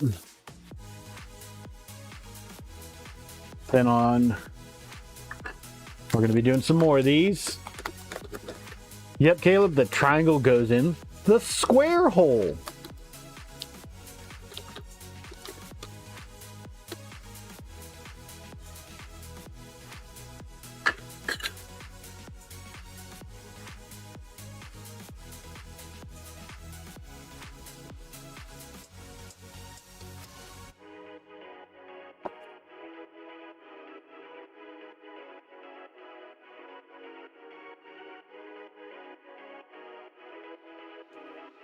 Let's see here. I'm just working on getting these all the way in and lined up.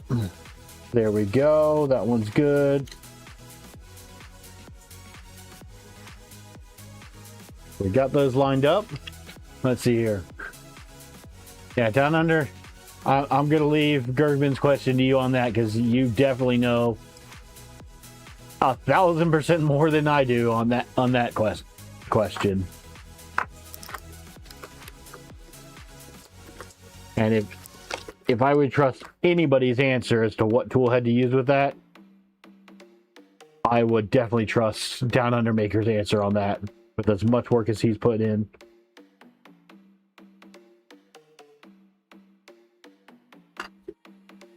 So Down Under, in case you're in a place where you can't read chat, Gergman is asking which tool head that's not Jabberwocky would you recommend for Vivid?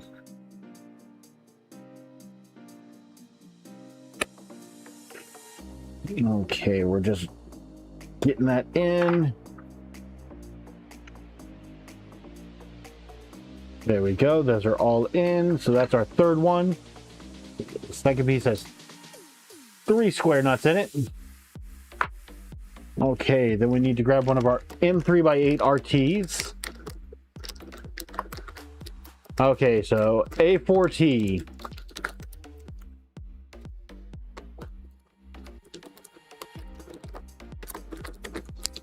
John Doe, you're building the Rook Mark II? You know, I'd love to see some pictures of that if you can post them.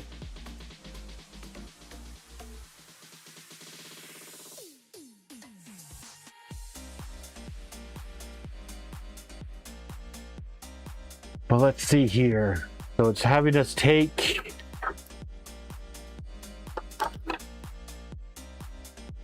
the piece with almost nothing in it, and that we are going to take the love board.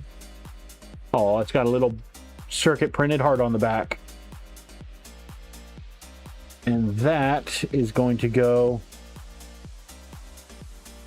into here like so. There's a single grounded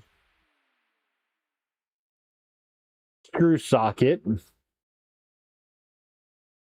or grounding ring screw socket.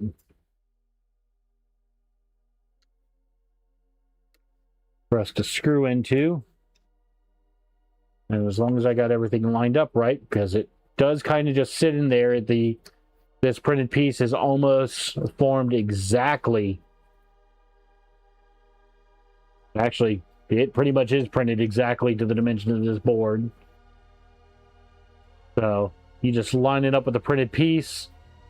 It kind of fits like a glove, and just screw it down. It's giving you a warning not to over tighten because it is a PCB, so you can crack it. But I just went until the screw goes all the way through, so you can kind of feel it a little bit or get it nice and flush there. So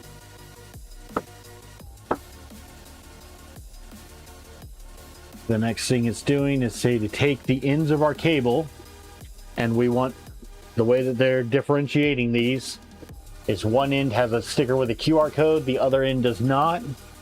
We want the one without the QR code,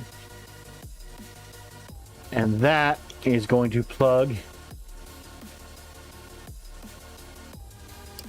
into our love board.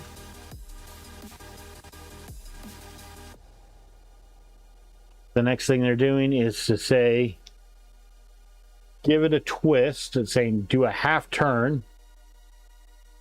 Pretty much just make sure that the cables are twisted. Let's see here. John Doe, you want more Ugga-Duggas? We're gonna have to sit here, Mad Dog, and get you a board with just a bunch of socket lag screws into it that you can just Ugga-Dugga all day. Okay. So now they're saying once you give it a twist, to take and fold that cable over the top, but that twist kind of did not stay, so I'm going to twist again. Then we're going to fold it over the top, and it's showing to not bring it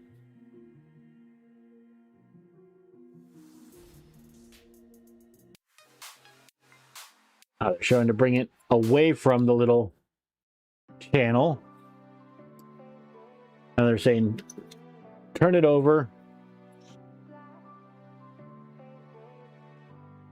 So yeah, we're going to need to do quite a few more twists because that's also going to shorten up our cable. And what they want is the edge of this sleeving to be even with the end of this little channel.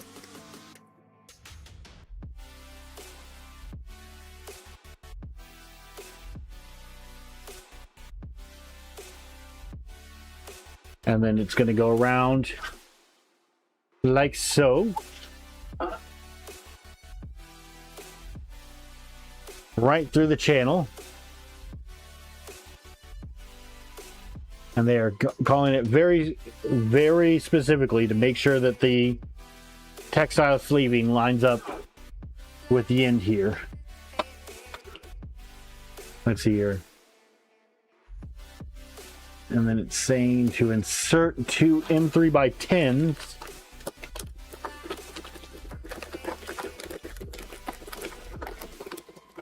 into the housing here.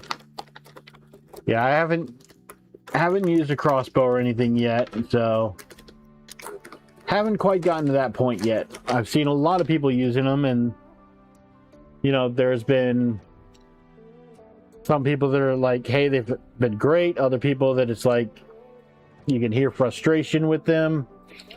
So I don't know what to think yet. What we're gonna do is, I am not happy because they're showing this kind of going nice and tight over that. So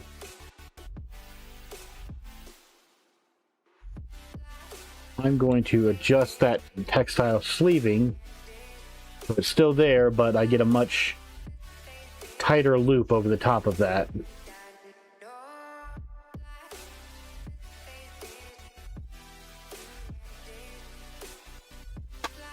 Okay, so yeah, now this kind of goes a bit tighter over the top there. We've got our 2 screws in here.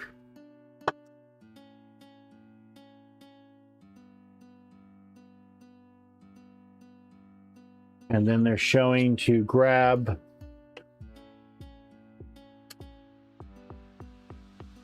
our other plate.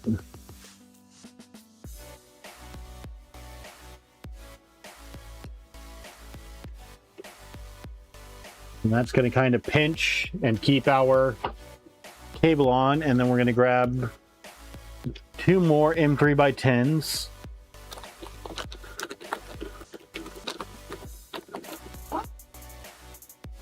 And one is going to come up here near the top.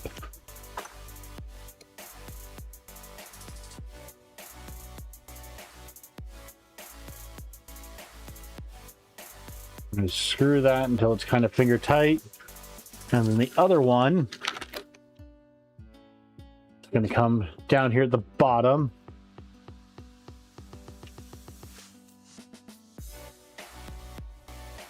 Let's see here. Down under, you got to get the mellow version of the DW task approved. The rest are knockoffs. Well, I'm going to say I am new enough to this hobby that I do not know what that is. But I'm pretty sure someone's going to either fill me in chat or will let me know after the stream. Okay. So it's saying to make sure that there's no large gaps around the outside, which I am not seeing, or that you have pinched the textile sleeve. So I'm not seeing that either, so we're good there.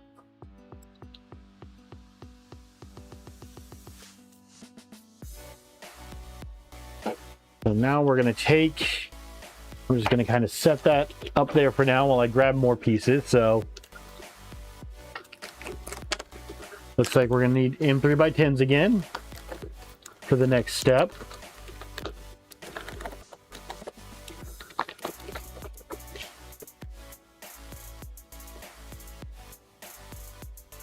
And then M3x8Rs again, or 8RTs.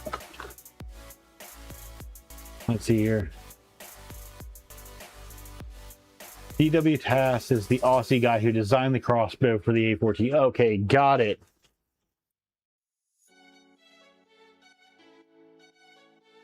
Tom, we can't start doing Eminem. No. Now you've got James just going off and doing it. Let's see here. A fitting M5x4 found in the small parts and fastener bag, which was this bag right here. So it's our... I mean, I'd rather just start singing Lemon Pound Cake anyway. It's so much more catchy.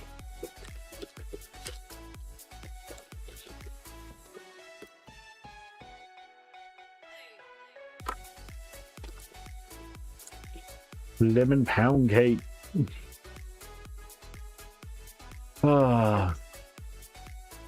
Yes, I've heard the song.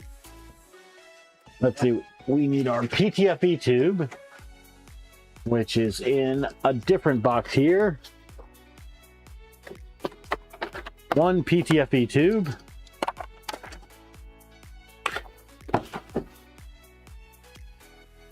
The swing arm assembly,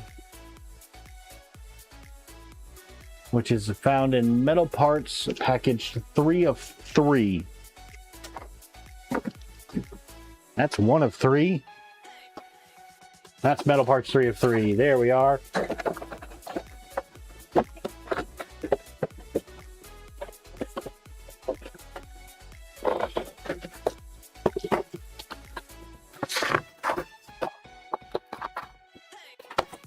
Okay, there's our swing arm assembly.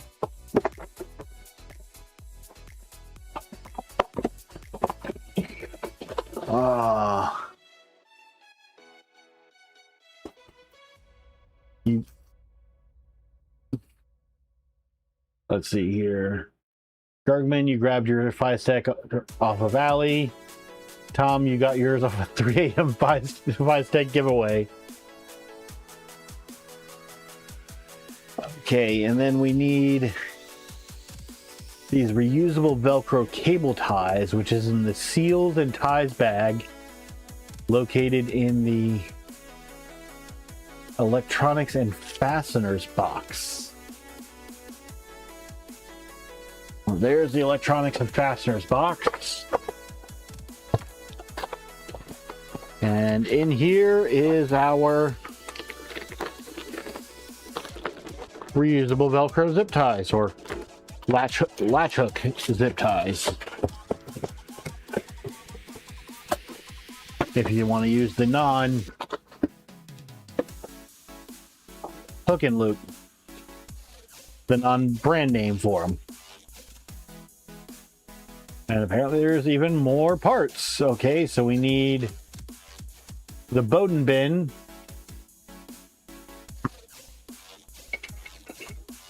which is in our printed parts box right here.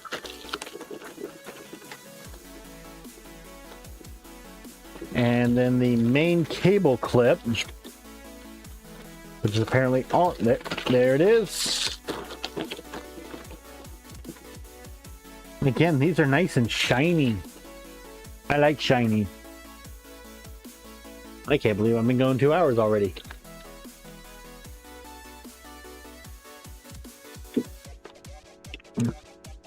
Cybertech, no. IKEA.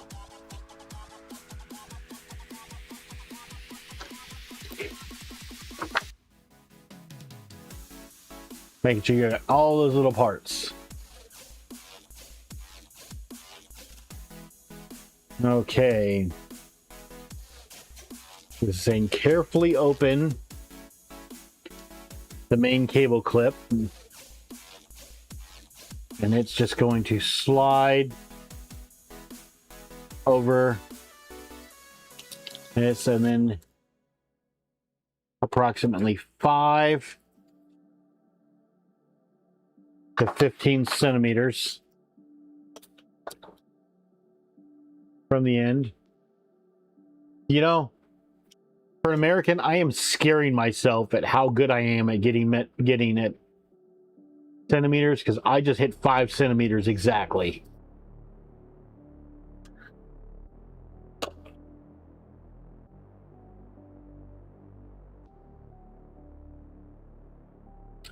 I've worked with inches and all that my entire life, but I was good with the metric, but you know, distances have always been, you know, hey, go 3 feet and all. Going over to meters is just, it makes sense for some reason. And I don't know why it makes sense in my head when that's not what I grew up with.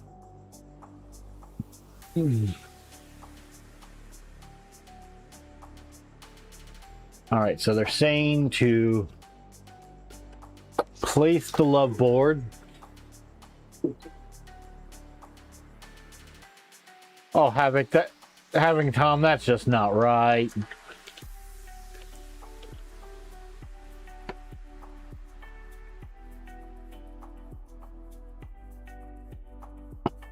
Tom, if you ever sit here and get to Florida, we've got 3 of them, at least. If you ever get down to Florida, Tom, you can sit here and go to IKEA, and then you can make a trip to Fabrico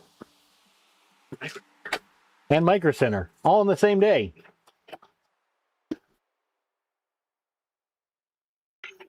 Okay, so I've got that little cable kind of over the back like it wants.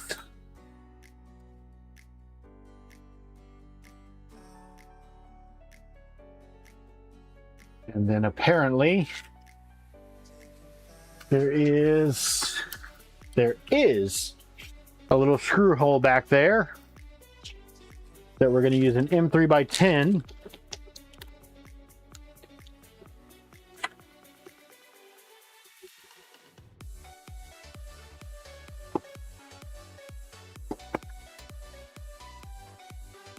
Get that attached to.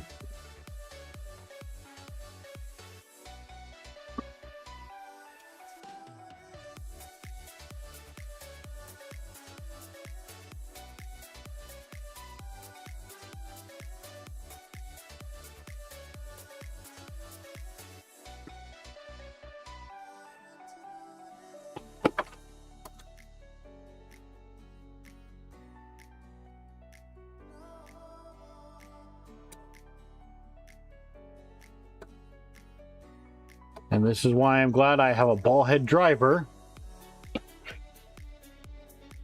Because if I was not able to get this at an angle, this would be kind of a nightmare. All right, that's attached.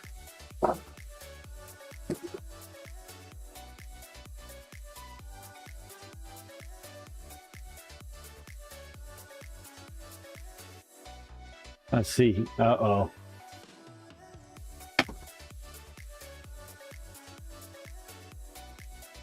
Yeah, Caleb, visually, apparently metric works for me better.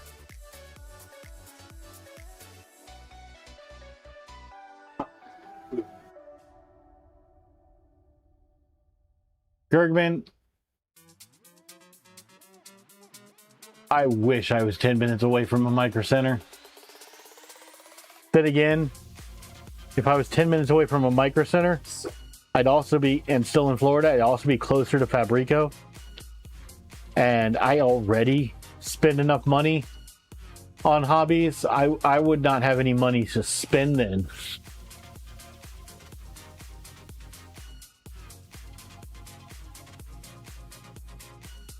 Yeah, I'd be broke if I was that close to a micro center.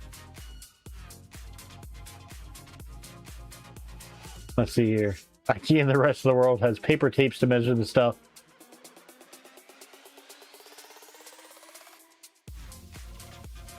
Down under, believe it or not, our IKEA has both metric and imperial paper measuring tapes.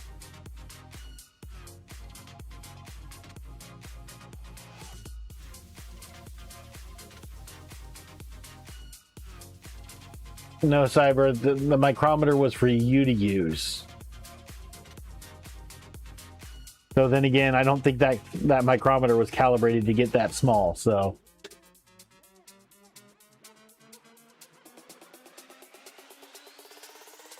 Okay. We've got that screwed in. And now we get to take the love board and align it with the top of our extruder.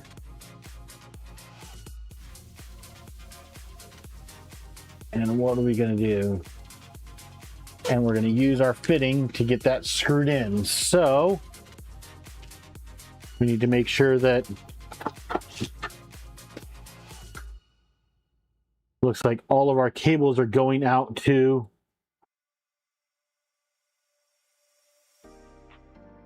the side here.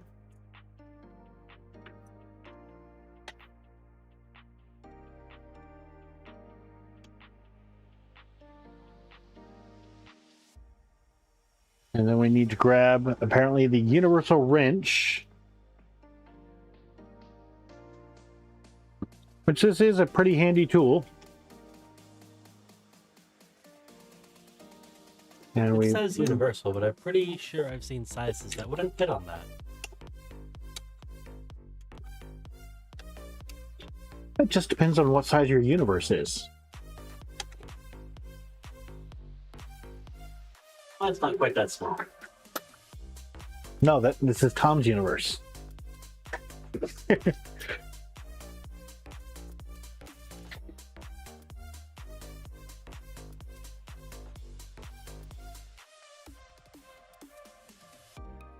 just being terrible.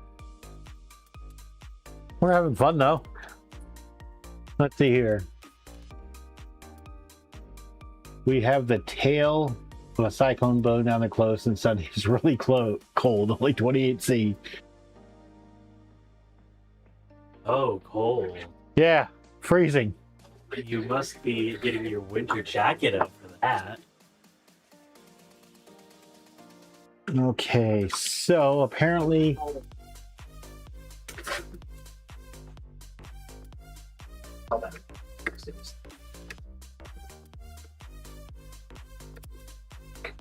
from the back here,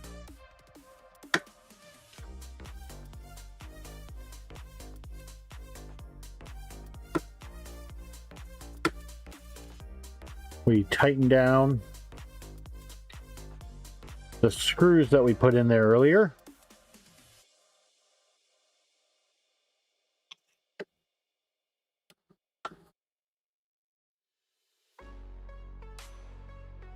This is where my beard is annoying because it's getting in the way.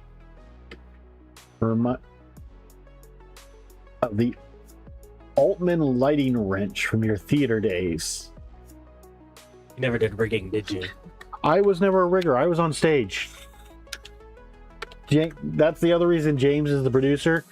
James was the backstage lighting rigger and all of that. I was, whenever I was doing theater, I was actually on stage. So I have no idea what an Altman lighting wrench is, but James does. What do you think, James? It needs to be a little bit more of a cross at the end, but it's close. Look, you've probably seen one. Let me see if I can get you a picture. I might have seen it. God knows I hung around. Not that particular thing, but I've seen something similar. Oh. Okay, so those are tightened now. And now apparently the swing arm gets attached to the back panel with M3x8 RTs.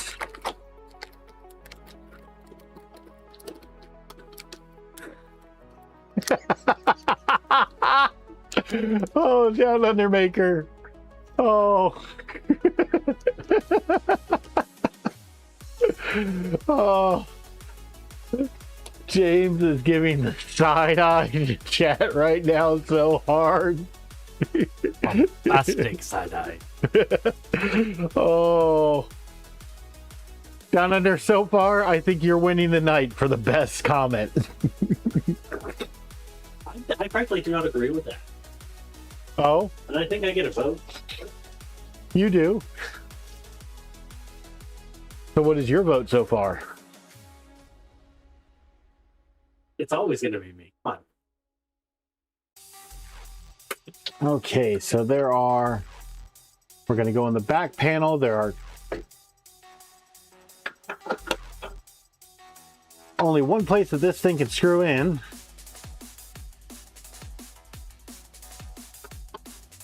We're going to get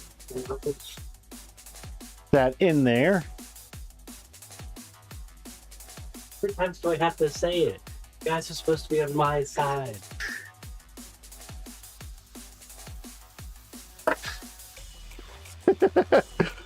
Tom, I know exactly what you think the studio looks like. I'm the innocent one here. You have not been innocent for a while, my friend. You are over the age of 16 in America. If innocence still exists beyond that, I'm going to be shocked.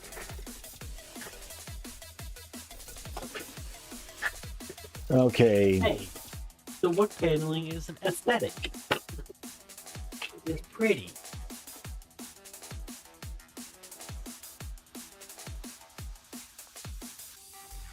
But it's not going to last forever, much to my chagrin. Hopefully, we are working on getting the new studio together. Some more of the parts just came in. We still have to sit here and get some soundproofing done. I need to get some carpet for in there because it is a complete concrete room at this point. So the reverberations for the audio are nasty in there at this point. So I do not want to torture you guys with that level of reverb.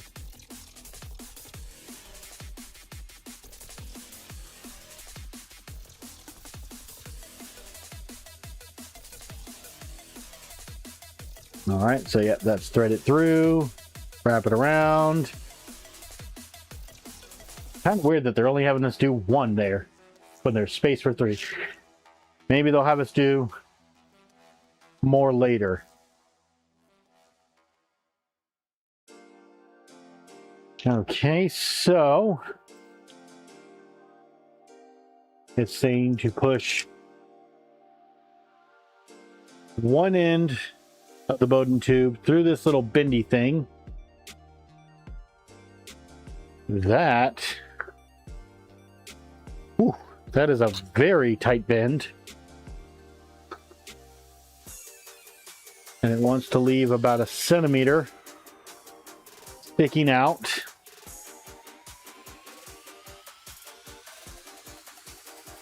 And then we are going to take and push that into the collet.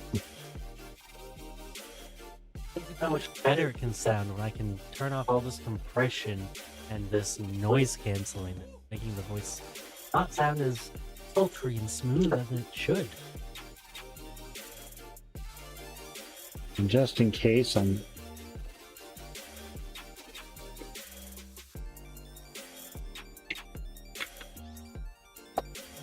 See, the 1, 2, 3 understands. let's see here. Hey, the 1, 2, 3. They understand. So no, we're not going to be preserving the paneling for the new studio. The new studio does have cinder block walls, I still think we should. but we are going to cover them with stuff.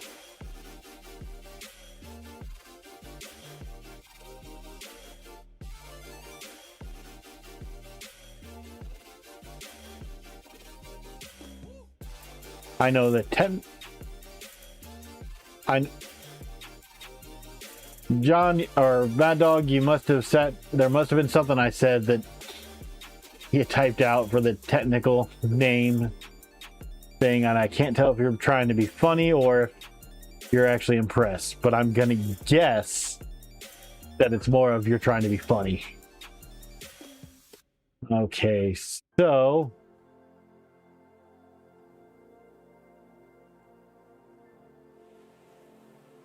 this is going to come and follow along with our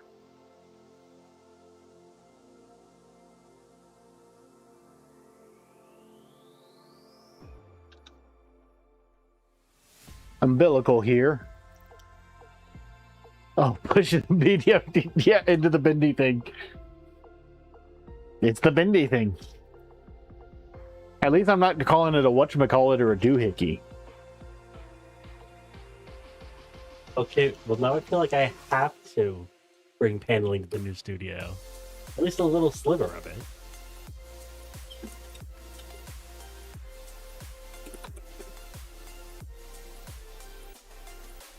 You're gonna... Just We're gonna sit here and make... That's it. We're gonna make James's studio controlling desk out of wood paneling. yes. The only downside is that they won't be able to see it unless you get on camera.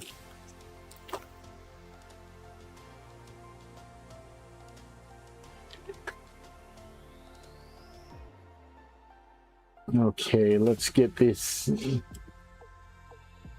last piece.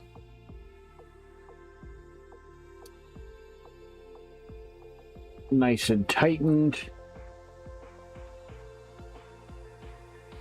Okay. I don't like how tight that middle one was. It was actually quite loose. That's what she said.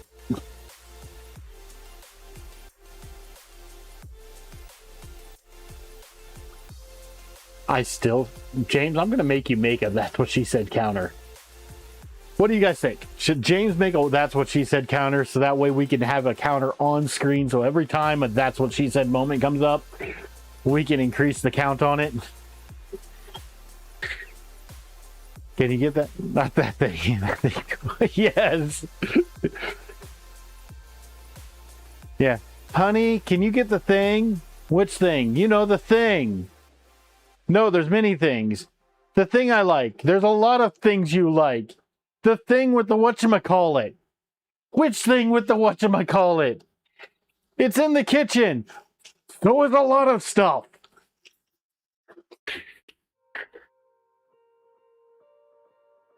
Okay, and then, yep. My arms also work great on many printers. I don't So, think you're alone on that. well, that was kind of convenient. I already fed the PTFE tube down through the channel it was supposed to go in, so yay!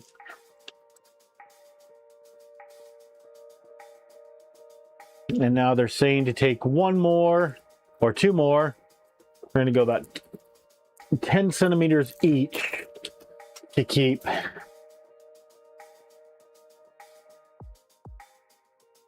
these cables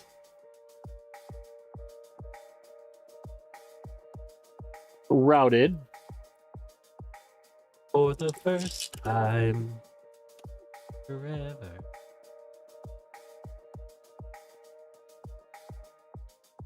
Let's see here. Tom, we all got to find the right hole at least once in our lives. But sometimes going in the wrong hole can be fun too. We've already had this conversation.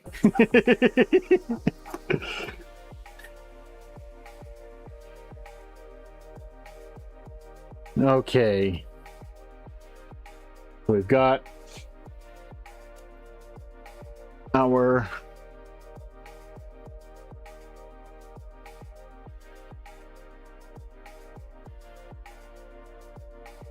PTFE all routed, so that keeps that's kind of everything out of the way. So here's the fun thing, is both of us actually really enjoy Frozen. So sucks, I guess.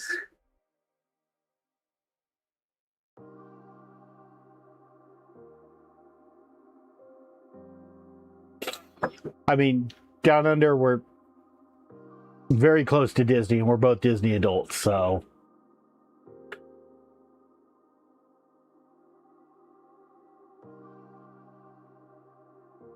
let's see here.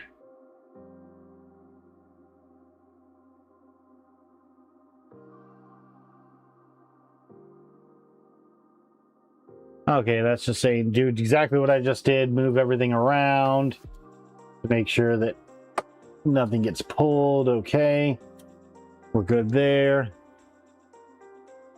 Make sure it doesn't form too excessive of an arc. We're good there as well.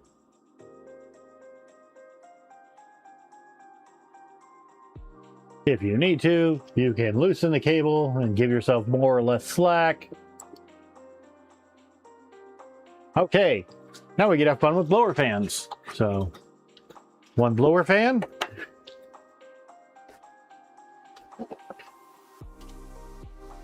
And we're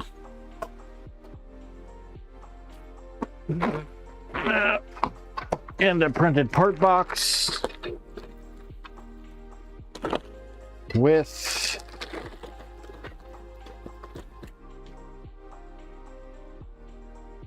the fan shroud.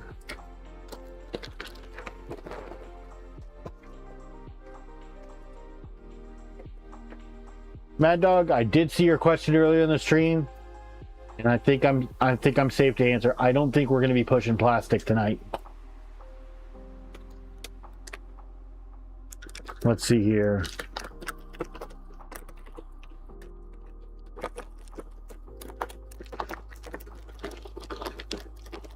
So we need M3 by 10s.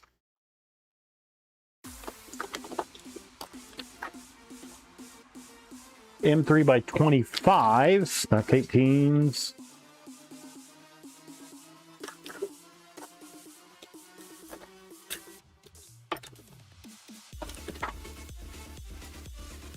That's M3 by 35.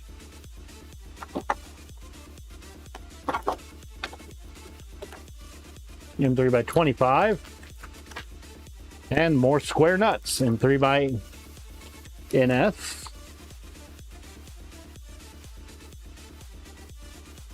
Okay, so we're going to take the two square nuts. Let's see here. Little shop of horrors, little shop of terrors.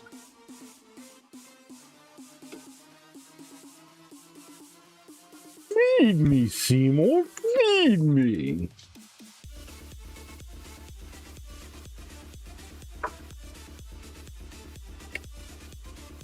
That's it.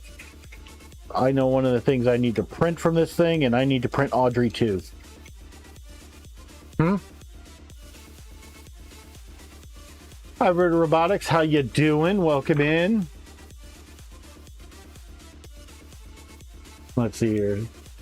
Bergman, you just watched Little Shop of Horrors Spring High School Musical last night. Singing was a part and a whole of sharp and flat at the same time. Yep. Cool.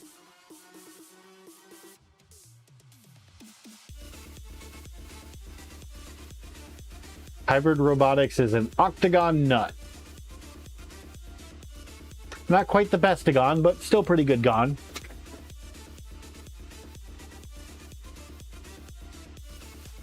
And if anybody gets that reference, thank you for being a nerd.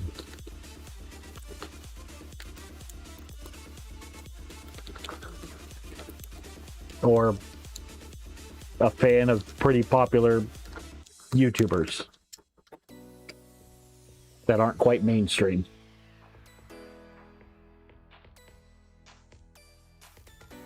You printed 41 baby Audrey 2s. Oh. I'm just excited to see Rick Moranis come back for Spaceballs. I have missed him in the acting world.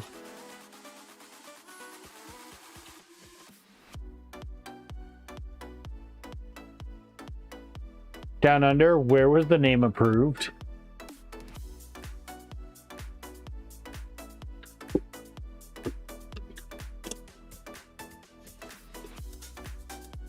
Yeah. Little Shop of Horrors is great. Other one that was I used to actually act in the shadow cast for was the Rocky Horror Picture Show.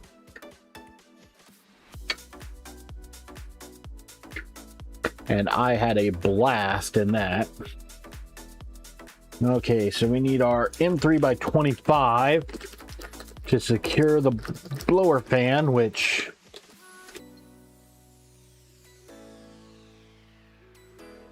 Dr. Horrible's sing-along blog was also fantastic.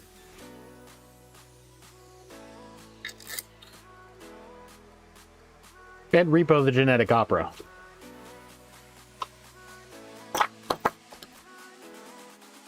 Which I was amazed when I learned that if anybody here has seen Repo the Genetic Opera and is young enough to have watched Spy Kids or had kids at that age that watched Spy Kids, the Shiloh from Repo the Genetic Opera was the older sister in Spy Kids.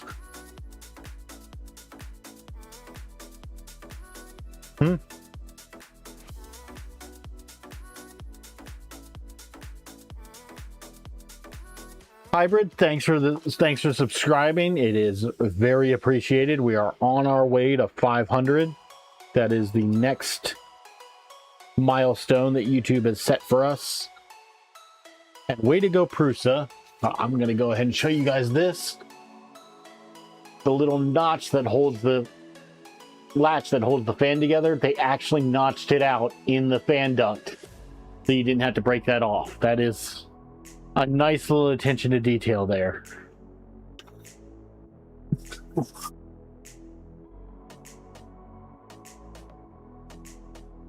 So hybrid, the Core One L is a very nice printer, and it would have been the printer I would have gotten, except for one reason. One reason, one thing. And that is they do not make a kit for the Core One L. It is pre-assembled only, and I wanted to build a printer. That's why we went with Core One Plus. That is, either way they would have been a workhorse, but this one I get to build. Okay, so this is going to attach on the back like so. And then we're just going to use 2 input 3x10s from the front to screw it in. Yeah.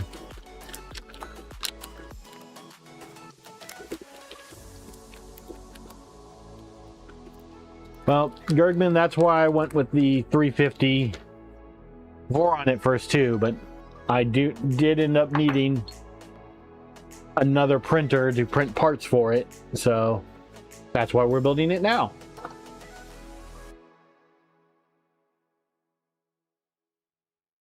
Okay, so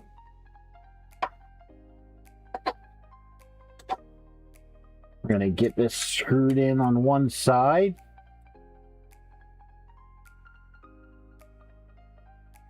Once we get it screwed on one side, the other side should be a lot easier to line up.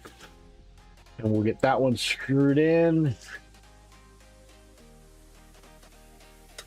And again, like I always warn, this one, you're going into a metal nut, but at the same time, that metal nut is being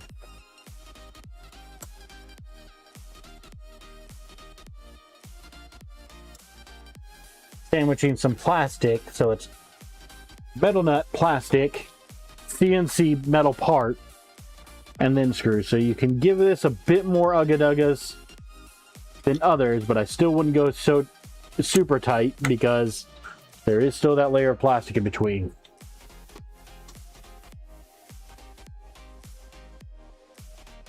Hey, Gergman, there is no problem with printing your Voron parts in a bamboo. I am not one of those people that will sit here. Bamboo, there is a niche for everything. Bamboos are very simple to use. There's a lot of people that don't like them because they're locked down and you can't do very much modification or tinkering to them. But at the end of the day, if it gets you into the hobby and you're printing with it, go for a bamboo. If that's what the printer that worked for you, that's the printer that's great for you, because the more people we can get into this hobby, the better it is for the entire hobby. Because all these people that are buying bamboos, get into them and find out later on, hey, I want to go into a bigger printer, find out that doesn't happen. Then you sit here and go into other ones,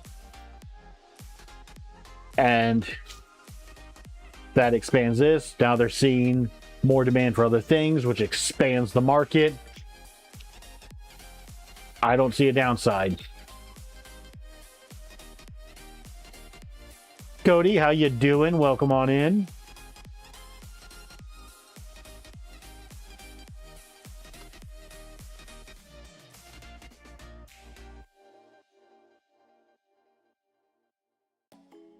Yeah, Hybrid Mad Dog in his server went through has quite a few pictures of his build of his 2.4, and I will say the Seaboard 2.4 comes with Cartographer, and that is a nice add-on to have right out of the box.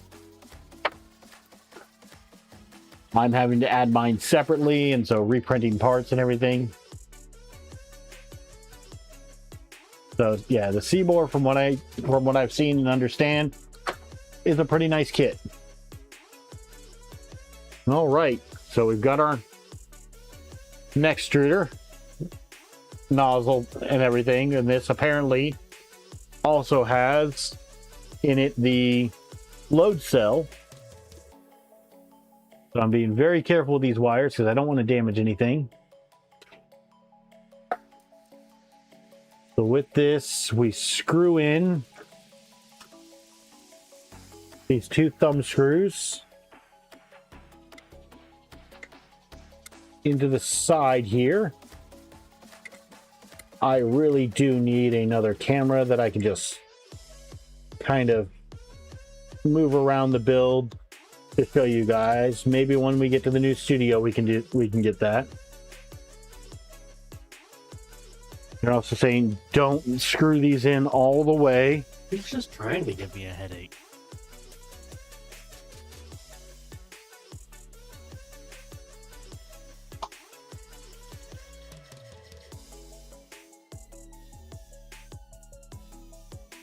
I don't have to try to give you a headache. I can just make the most annoying sound in the world.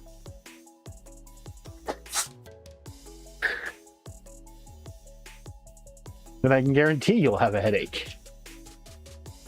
Okay, so then it's saying to take the cables and pull them off to the side, and then our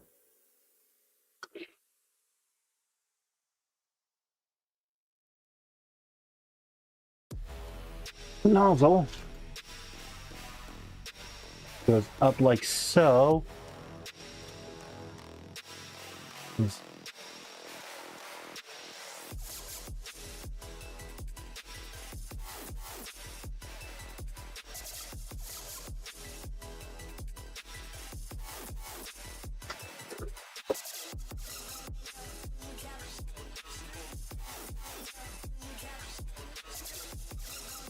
I don't know if...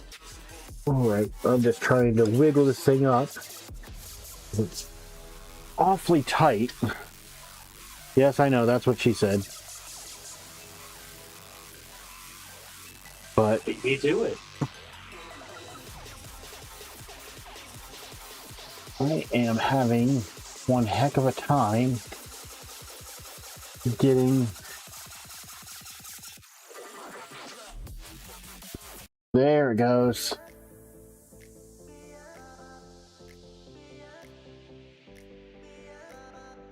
Still going up.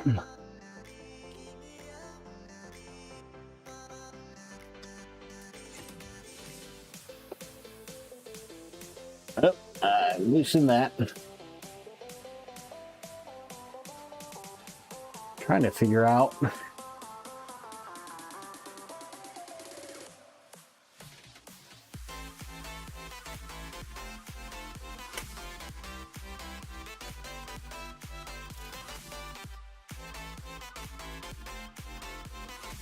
what this thing is catching on to make it so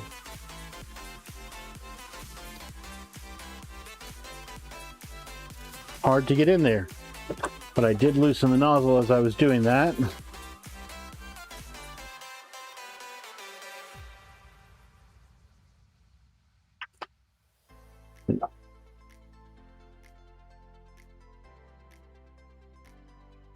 It goes in smoothly until it gets to that little copper heat break. And that's where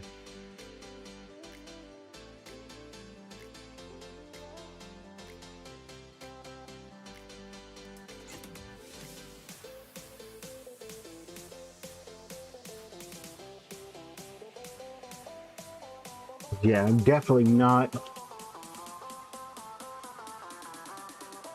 Does not look like I'm far enough in. Let's see here.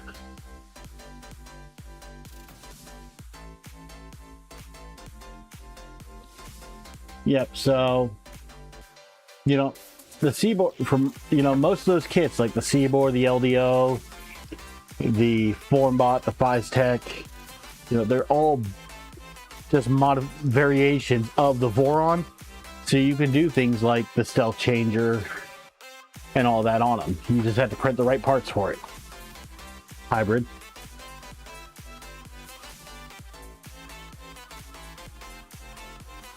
Let me see here. Point the cables to the left according to the photos. We've done that. And then push the hottest all the way in. There should be approximately a 2 millimeter gap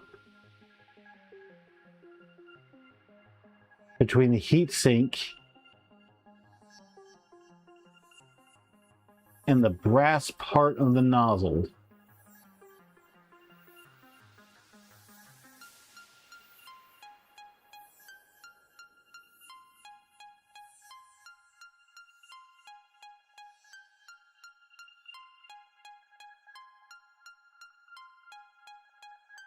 Let me see here. I don't know if that's...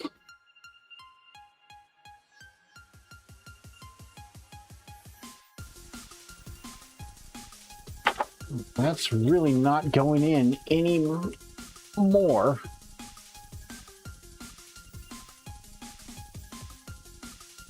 I'll leave it there for now.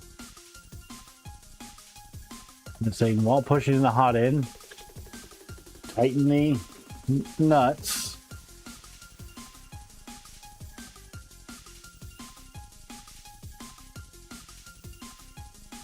They're just tightening down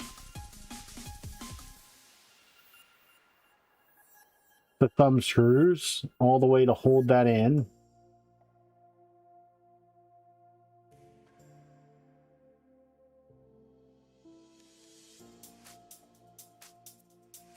Let's see here.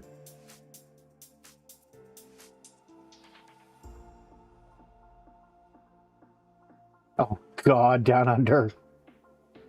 Oh, that is wrong. That is very wrong.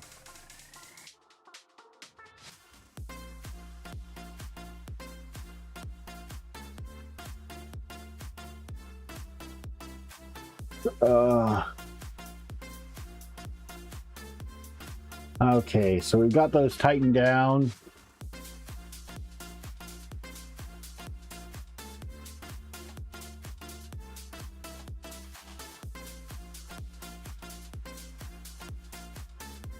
So then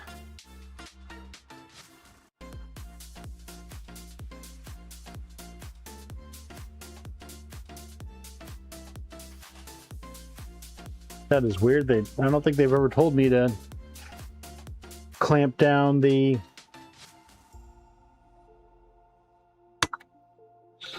but they're showing in the picture, so all right.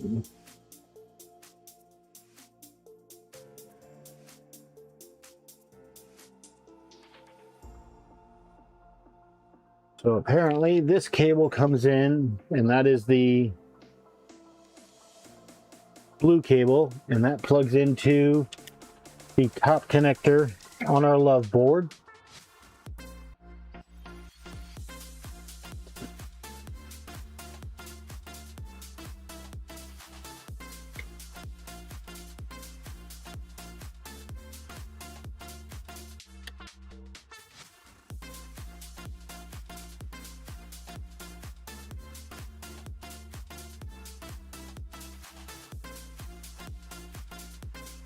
And I'm just trying to get that into the channel.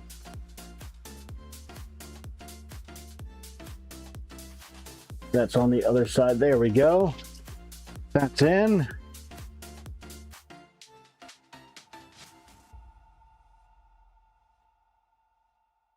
Then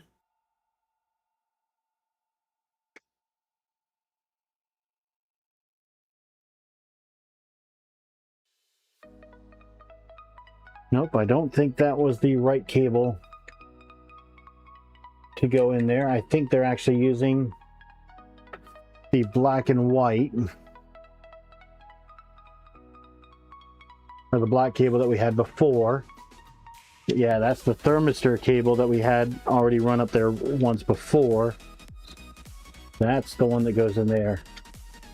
And that's why I always double check wiring and where I plug things in, and then if that still doesn't work, I make sure I go back and read the instructions, because RTFM does help. So then our fan cable goes into the bottom connector there.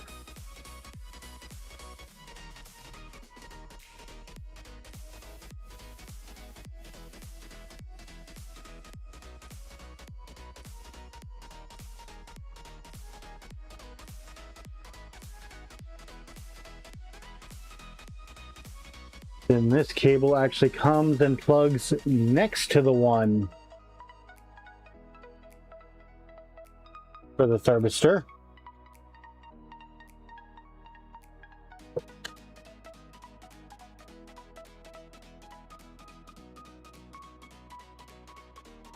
And then this other cable that was in there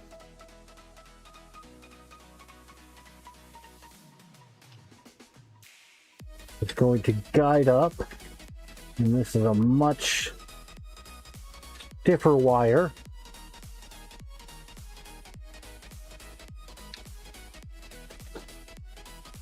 That's going to plug into the one black DuPont connector. I'm pretty sure they're DuPont. Up there. So we're good there. For those that need to see it, it's the top connector there for the black and blue cable, and the black one that has the black connector at the end goes into this top one.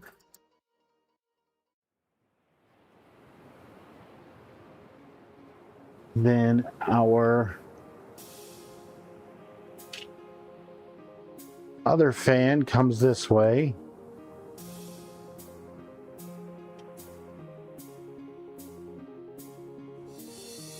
And apparently there is, yes, there's a tiny little channel here that the cable is going to come through.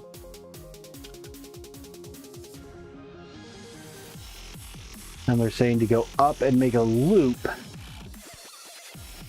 And that's going to plug into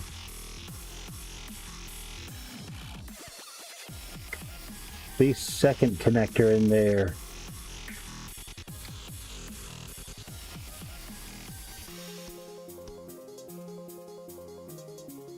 That's all in there. And then I have a feeling, yep, the extruder motor is just going to plug in here at the top.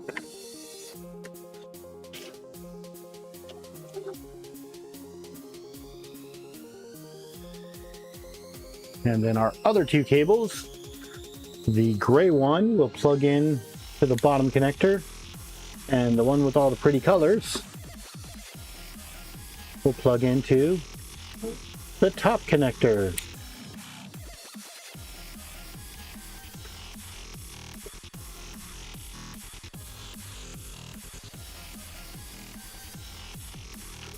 Okay, we're going to grab our printed parts again. Let's see here. What did I miss in chat? Because I know I missed something because I paid way too much attention to that printer right there. Let's see here. The Pad 5 V2 CM4 C5. Let's see here. Yeah, down under, I can't wait to see that review. That looks like it sounds like it's going to be fun. And after looking at the thing, having something that I can just plug a CM4 or a CM5 into, that's going to be nice. Okay, M3x10s, which we already have out here. And we need M3x6s.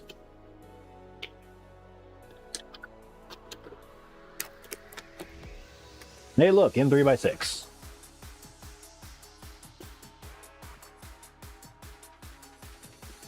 Okay. And it's saying just before you cover everything, make sure everything's plugged in properly, which we are. Aha, apparently the load cell is actually built into the heatsink on this.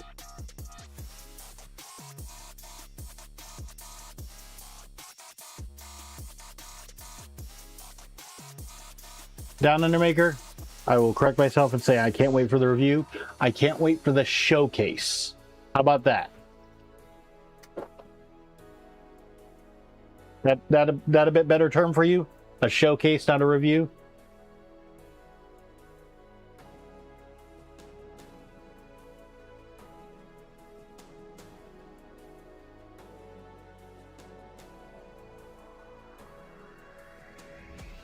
All right, so they're saying to take all these wires and try to squeeze them as close to the lug board as you can.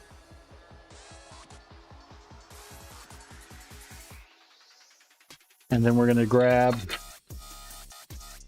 our little piece here. And an M3x10 is going to go at the top.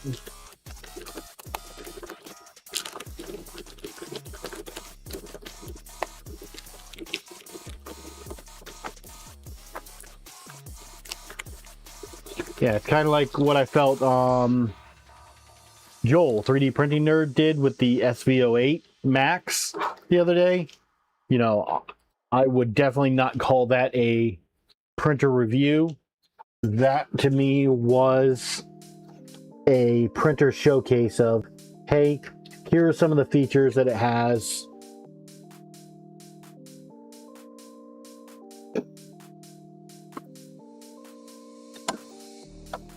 Okay, let me see if I can get that those top ones squished in anymore.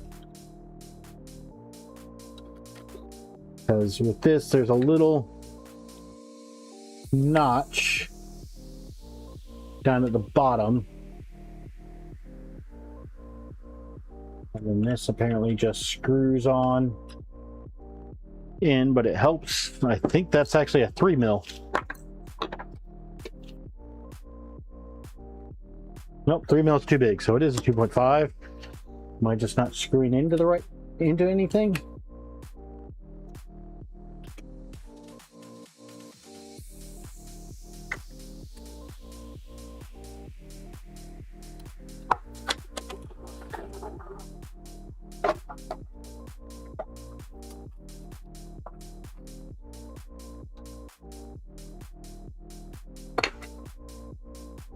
Okay, let's see here. It does say an M3x10.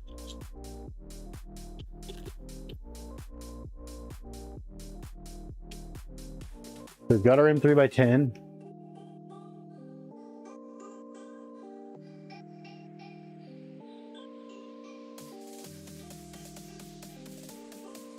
Yeah, I will say, based on what I was seeing from his little showcase, the SV08 Max is huge.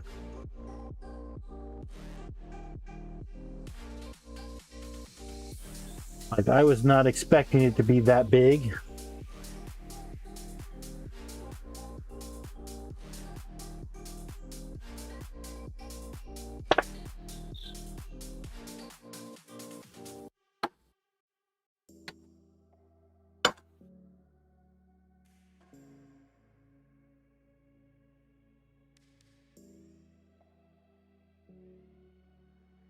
Okay.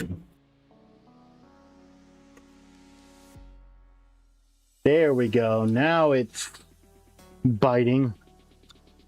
All of our cables are in there and it's nice and pretty.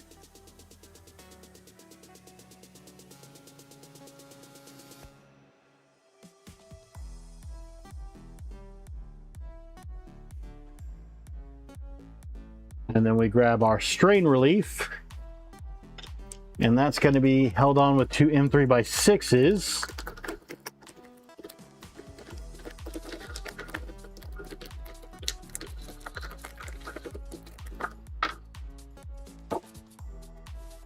Let's see here. Makes me wonder just how many might actually build a Voron Phoenix when it gets released.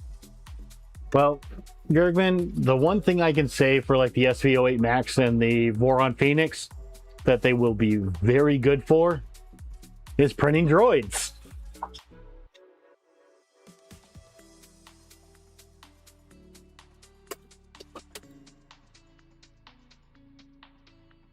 I think that is something that they will be exceedingly good for. because you will have a bed big enough that you could pretty much every single part of that droid in a single piece without having to, say, split apart the dome or anything like that, or the legs.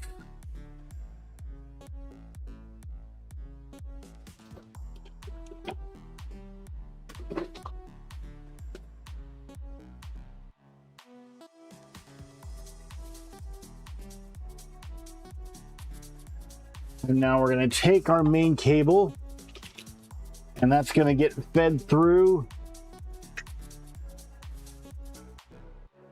the upper hole.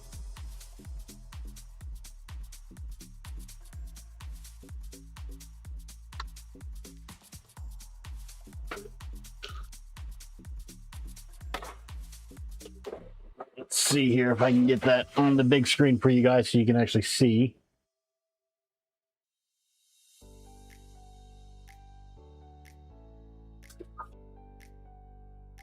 That is just coming on through here. And I've popped that grommet out once again.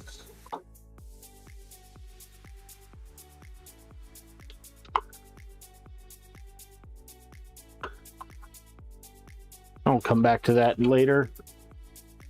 And then this is going to go through the already pretty full grommet hole.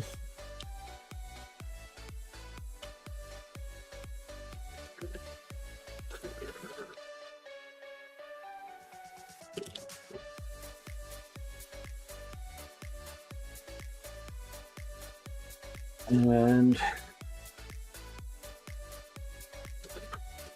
that has to make its way all the way down there. Ow.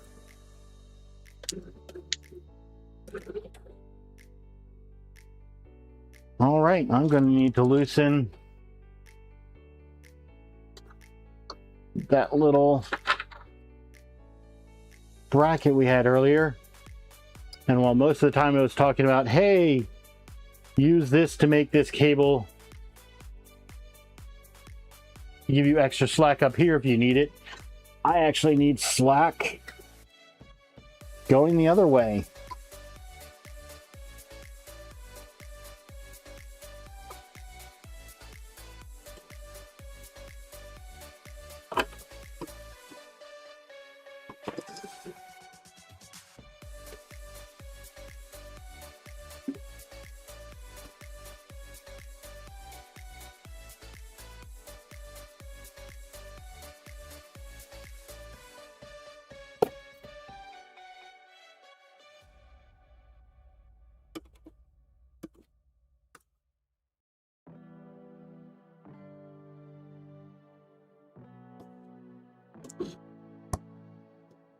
Okay.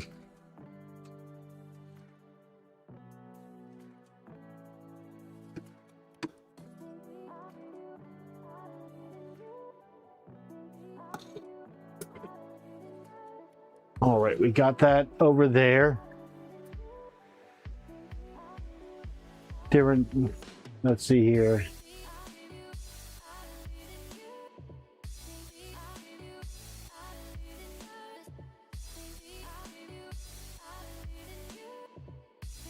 Let's see, Gergman on big printers.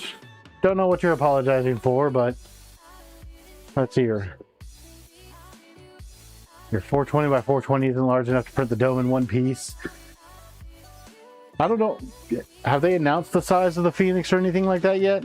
Because you know, the SV08 Max, wasn't that 500 by 500 by 500? So gives a little bit.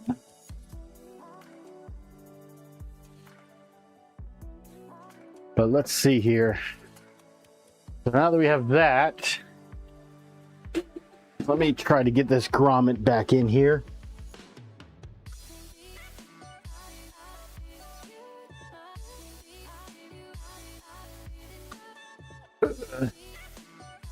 Okay, one grommet in there. Now I'm going to need to pull a bit more slack for that cable.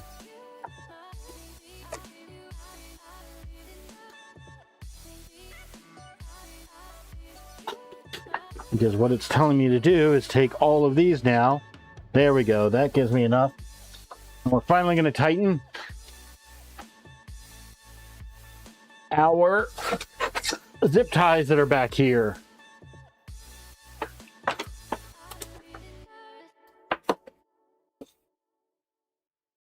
So, let me see here.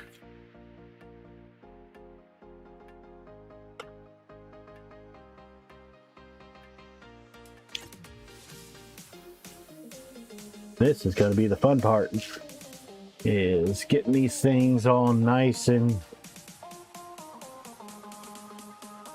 the way they're supposed to be. Let me unplug that there and plug this so I can get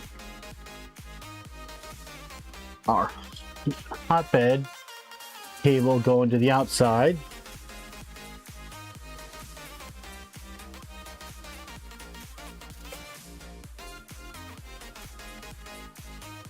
Then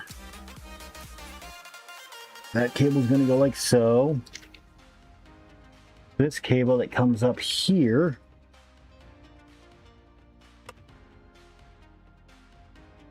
sorry, I'm just looking to where all my zip ties are. That one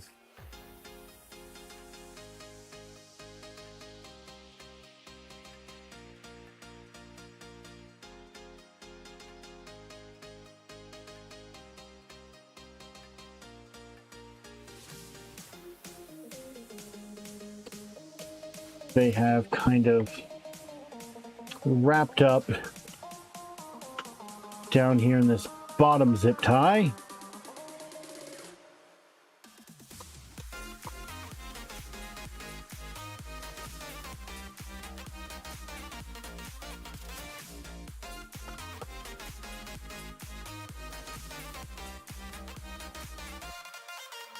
Does this one get wrapped up in there as well? It looks like it does.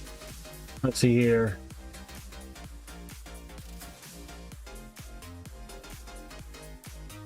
Yep. Let's see. Down at Kenneth Davis, you're getting there. Ben Maker, it's live now. Caleb, you could probably even your lighting out a bit with white paper as a diffuser. Yeah, the white paper as a white balance diffuser does help. Let me see here. With that, that's not going to go through that one. So it looks like that cable comes all through. Those all go to this cable tie. So we've got that in.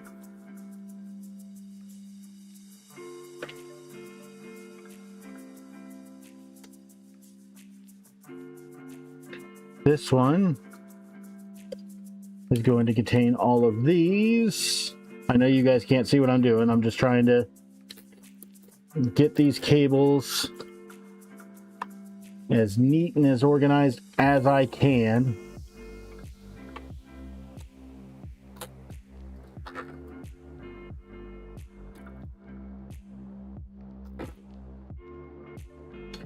And that's going to go up like so. So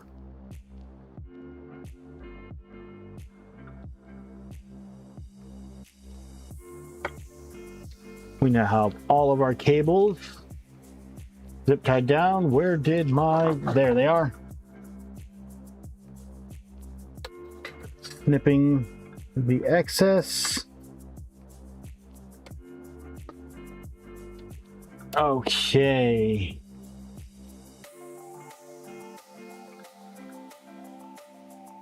And it's gummy bear time. I get I get 5 more.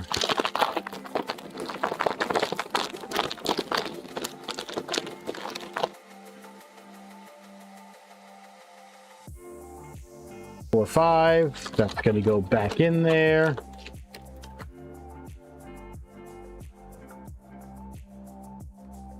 And Doug, you said that at just the wrong time.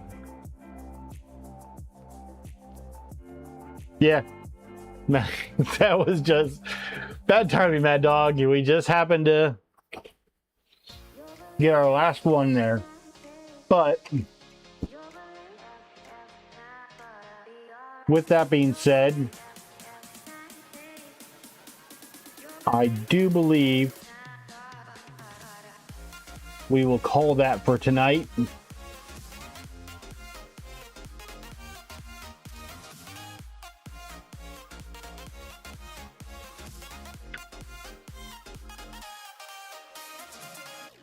And going based on the contents, we have the bodywork and electronics just to button up and everything. So that's getting on the top frame, the front frame, buttoning up the back panels and all of that. Getting our trims, our doors, the LCD on, and then doing the calibration, and then this thing will be done. So there's definitely one more stream to go, if not two. But this stream, we got the entire neck extruder on there. We got it built. It's on the printer. We added our buddy cable in here, which it's kind of, you know, I went through and looked at that. And it's kind of interesting. It kind of comes around. Let me turn this real quick. It actually comes from up here over around here, and there's a USB-C port over here that it plugs into. So that's actually a little bit interesting to see how they do, but they definitely give you quite a bit of slack on that. But other than that, you know, next stream we are gonna, if it comes in, we are gonna be doing our food challenge stream, so look forward to that. But I've been Penguin Makers. Behind the camera here has been James Cube.